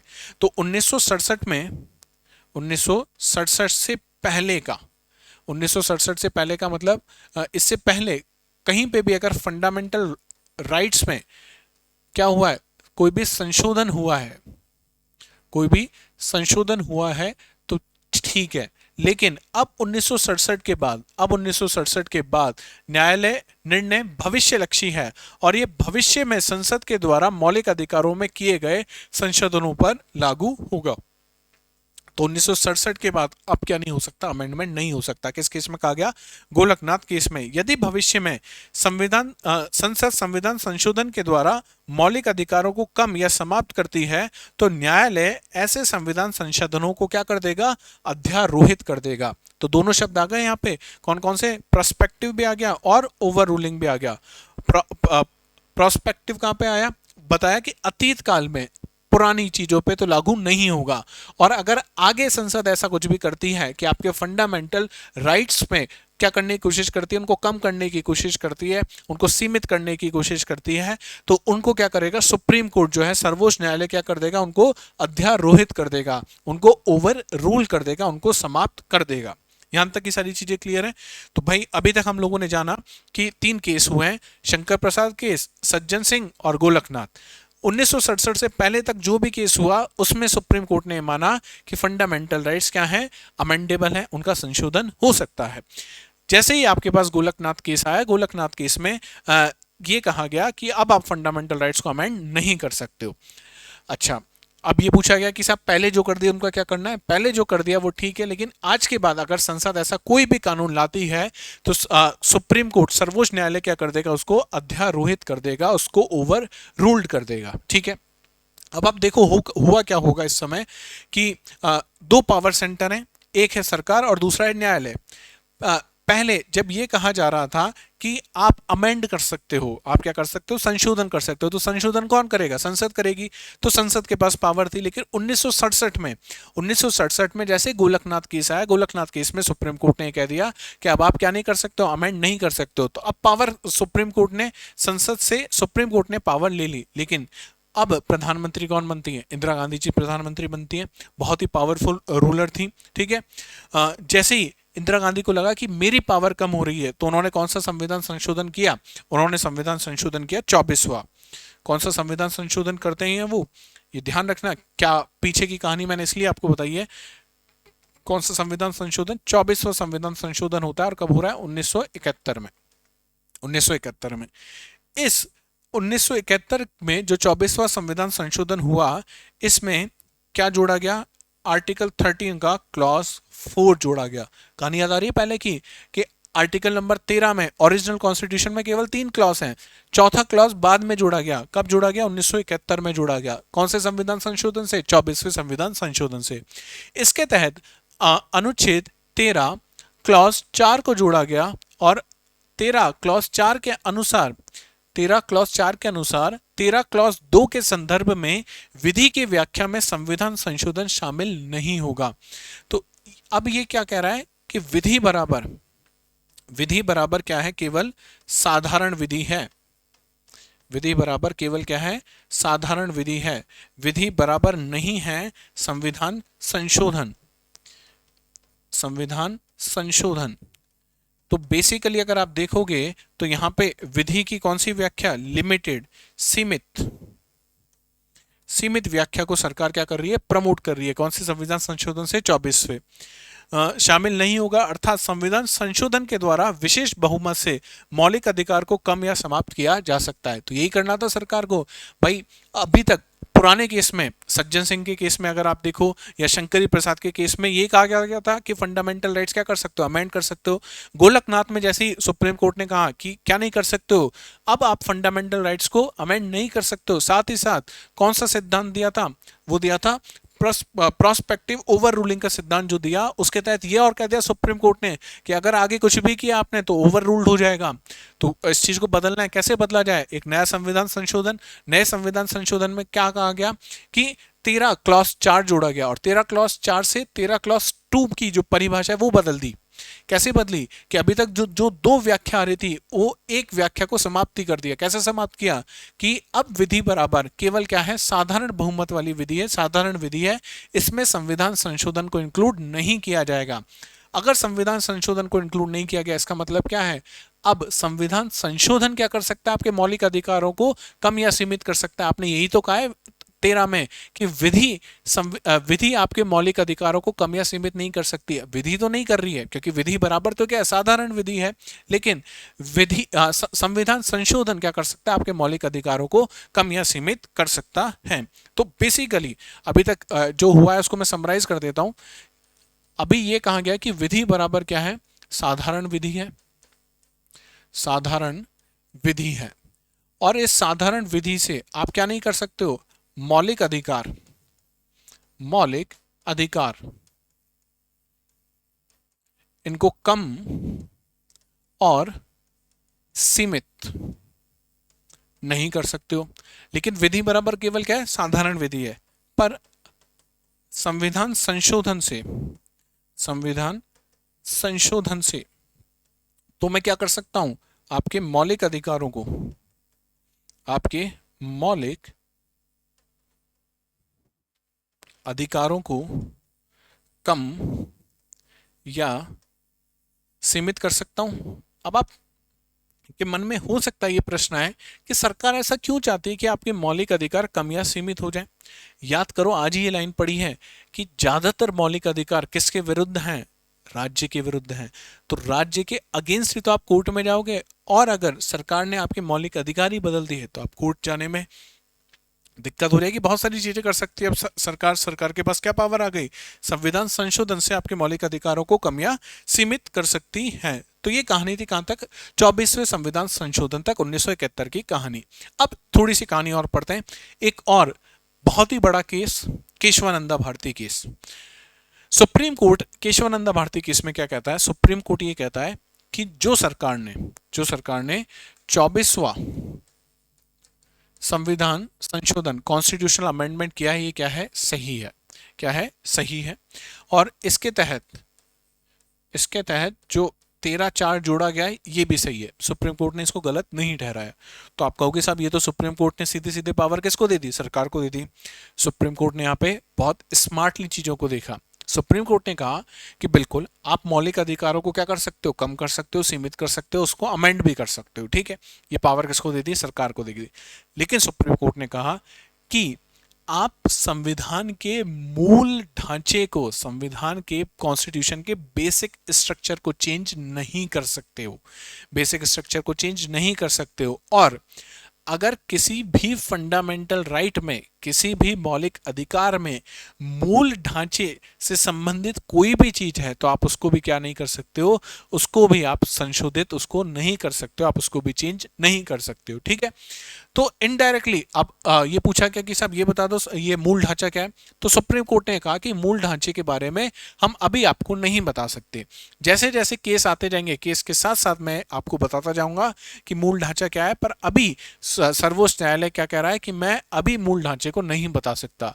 अब कल को अगर मानो सरकार ने कुछ भी फंडामेंटल राइट में चेंज किया और मैंने या आपने इसके विरुद्ध कहा, चले गए अपन लोग सुप्रीम कोर्ट में चले गए, और सुप्रीम कोर्ट ने ये कह दिया कि नहीं ये जो आपने चेंज किया है ना, जो भी अमेंडमेंट आपने किया है, ये तो संविधान का मूल ढांचा था। और केशवानंदा भारती केस में मैंने ये कहा है कि आप किसको चेंज नहीं कर सकते हो, मूल ढांचे को चेंज नहीं कर सकते हो। इसका मतलब अभी जो आपने संशोधन किया है इसको क्या कर दिया जाएगा, रद्द कर दिया जाएगा। सारी कहानी क्लियर हो गई है। चलो समझ लेते केशवानंदा भारती केस क्या है। सुप्रीम कोर्ट ने 24वें संविधान संशोधन को सही ठहराया। न्यायालय ने मूल ढांचे का सिद्धांत प्रतिपादित किया और यह निर्धारित किया कि संसद मौलिक अधिकार सहित संविधान के प्रत्येक हिस्से में संशोधन कर सकती है। सुप्रीम कोर्ट ने सारी पूरी की पूरी बॉल जो है किसके कोर्ट में दे दी, सरकार के कोर्ट में दे दी, ठीक है। यहां तक ऐसे ही लग रहा है कि संसद मौलिक अधिकार सहित संविधान के प्रत्येक हिस्से में संशोधन कर सकती है। लेकिन सुप्रीम कोर्ट ने जो वो कोर्ट बनाया ना जहां पे गोल करना था, उसको कहाँ रखा, वो अपने पास रखा, लेकिन मूल ढांचे में संशोधन नहीं कर सकती। तो अब ये समझो कि मौलिक अधिकार संशोधनीय है या नहीं है। तो आप समझ गए, यहाँ पे साफ साफ लिखा हुआ है कि संसद मौलिक अधिकार सहित संविधान के प्रत्येक हिस्से में क्या कर सकती है, संशोधन कर सकती है। तो अगर आपसे पूछ ले कि मौलिक अधिकार संशोधनीय है या नहीं है, तो बिल्कुल मौलिक अधिकार संशोधनीय है। संसद मौलिक अधिकारों में संशोधन कर सकती है, ठीक है। लेकिन मौलिक अधिकारों में संशोधन सदैव कौन से बहुमत से होगा, विशेष बहुमत से होगा। क्यों? क्योंकि साधारण विधि और विधि को अगर आप साधारण विधि मान रहे हो, साधारण बहुमत से कर रहे हो, तो विधि तो कर ही नहीं सकती है। कौन ही कर सकता? केवल संविधान संशोधन बदल सकता है इसको। तो आपको क्या चाहिए? विशेष बहुमत चाहिए।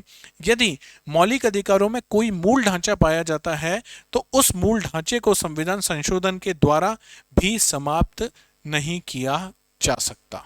ठीक है, आप कितना भी संशोधन कर लो, अगर उसमें बेसिक स्ट्रक्चर है तो बेसिक स्ट्रक्चर को आप चेंज नहीं कर सकते। इसीलिए मैंने कहा था कि आर्टिकल नंबर 13 सबसे इंपॉर्टेंट आर्टिकल है। अगर ये समझ गए तो पूरे केस समझ में आ जाएंगे।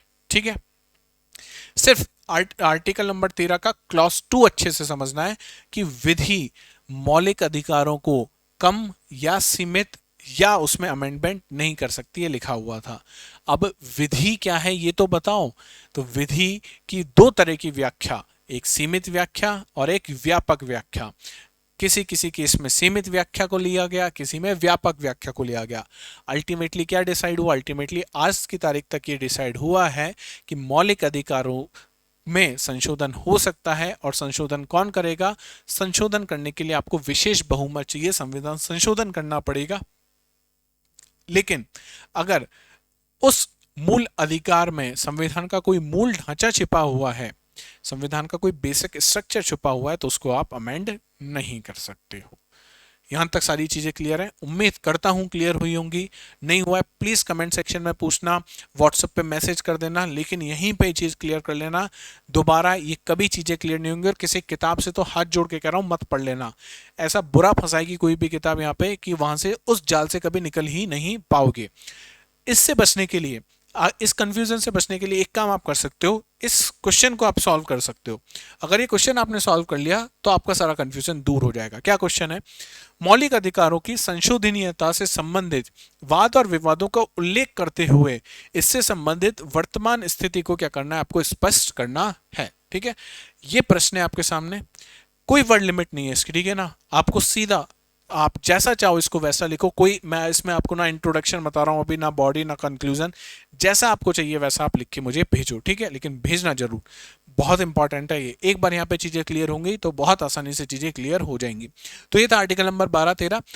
इससे बाद हम लोग शुरू कर देंगे हमारे बेसिक फंडामेंटल राइट से, जो आर्टिकल नंबर 14 से शुरू हो रहे हैं। ठीक है, तो कल मिलते हैं आर्टिकल नंबर 14 के साथ। उम्मीद करता हूँ आज बड़ी चीजें आपने सीखी है ना। पॉलिटी इसी तरीके से आप देखोगे इंटरेस्टिंग होती हुई चली जाएगी, साथ ही साथ कंफ्यूजिंग भी होगी बीच बीच में, लेकिन उस कंफ्यूजन को क्लास में हमें क्या करना होगा? क्लियर करना होगा। ठीक है, तो मिलते हैं नेक्स्ट क्लास में आर्टिकल नंबर 14 के साथ। जानेंगे क्या है समानता का अधिकार, क्या सबको है समानता का अधिकार, या केवल नागरिकों को है, विदेशियों को नहीं है। स्वतंत्र समानता के अधिकार में कौन कौन सी चीजें छिपी हुई हैं। तो आज भी हमने बहुत सारी छिपी हुई चीजें देखी, और मैं गारंटी के साथ कह सकता हूं कि आपने किसी किताब में ये अनाच्छादन का सिद्धांत नहीं पढ़ा होगा। डीडी बासु सर की किताब में आपको मिलेगा ये, लेकिन बाकी जनरली किसी भी इंस्टीट्यूट ने, किसी भी यूट्यूब क्लास में आपको देखने को नहीं मिलेगा। इसलिए मैंने आपसे कहा था कि हमारी जो पॉलिटी की क्लासेस होंगी, इसके अलावा ज्योग्राफी और हिस्ट्री, इकोनॉमिक्स की भी जो क्लासेस होंगी, वो बाकी सब क्लासेस से आपको अलग देखने को मिलेगी। जितना पेड क्लास में कंटेंट होता है उससे ज़्यादा कंटेंट मैं आपको प्रोवाइड कराने की कोशिश करूंगा। इसलिए मैंने आपके साथ प्रॉमिस भी किया था और लास्ट क्लास में दावा भी किया था कि प्रियम्बल से संबंधित, उद्देशिका से संबंधित कोई भी सवाल कहीं पे भी पूछा गया, वो आप करीब करीब 80 से 85% सवाल आप आसानी से क्या कर लोगे? हल कर लोगे। तो मिलते हैं नेक्स्ट क्लास में आर्टिकल नंबर 14 के साथ। तब तक आपको क्या करना है? सेशन अच्छा लगा लाइक करना, शेयर करना, चैनल को सब्सक्राइब करना और बाकी सब दोस्तों के साथ शेयर करवा देना। मिलते हैं कल, तब तक अपना ध्यान रखिए। जय हिंद, जय भारत।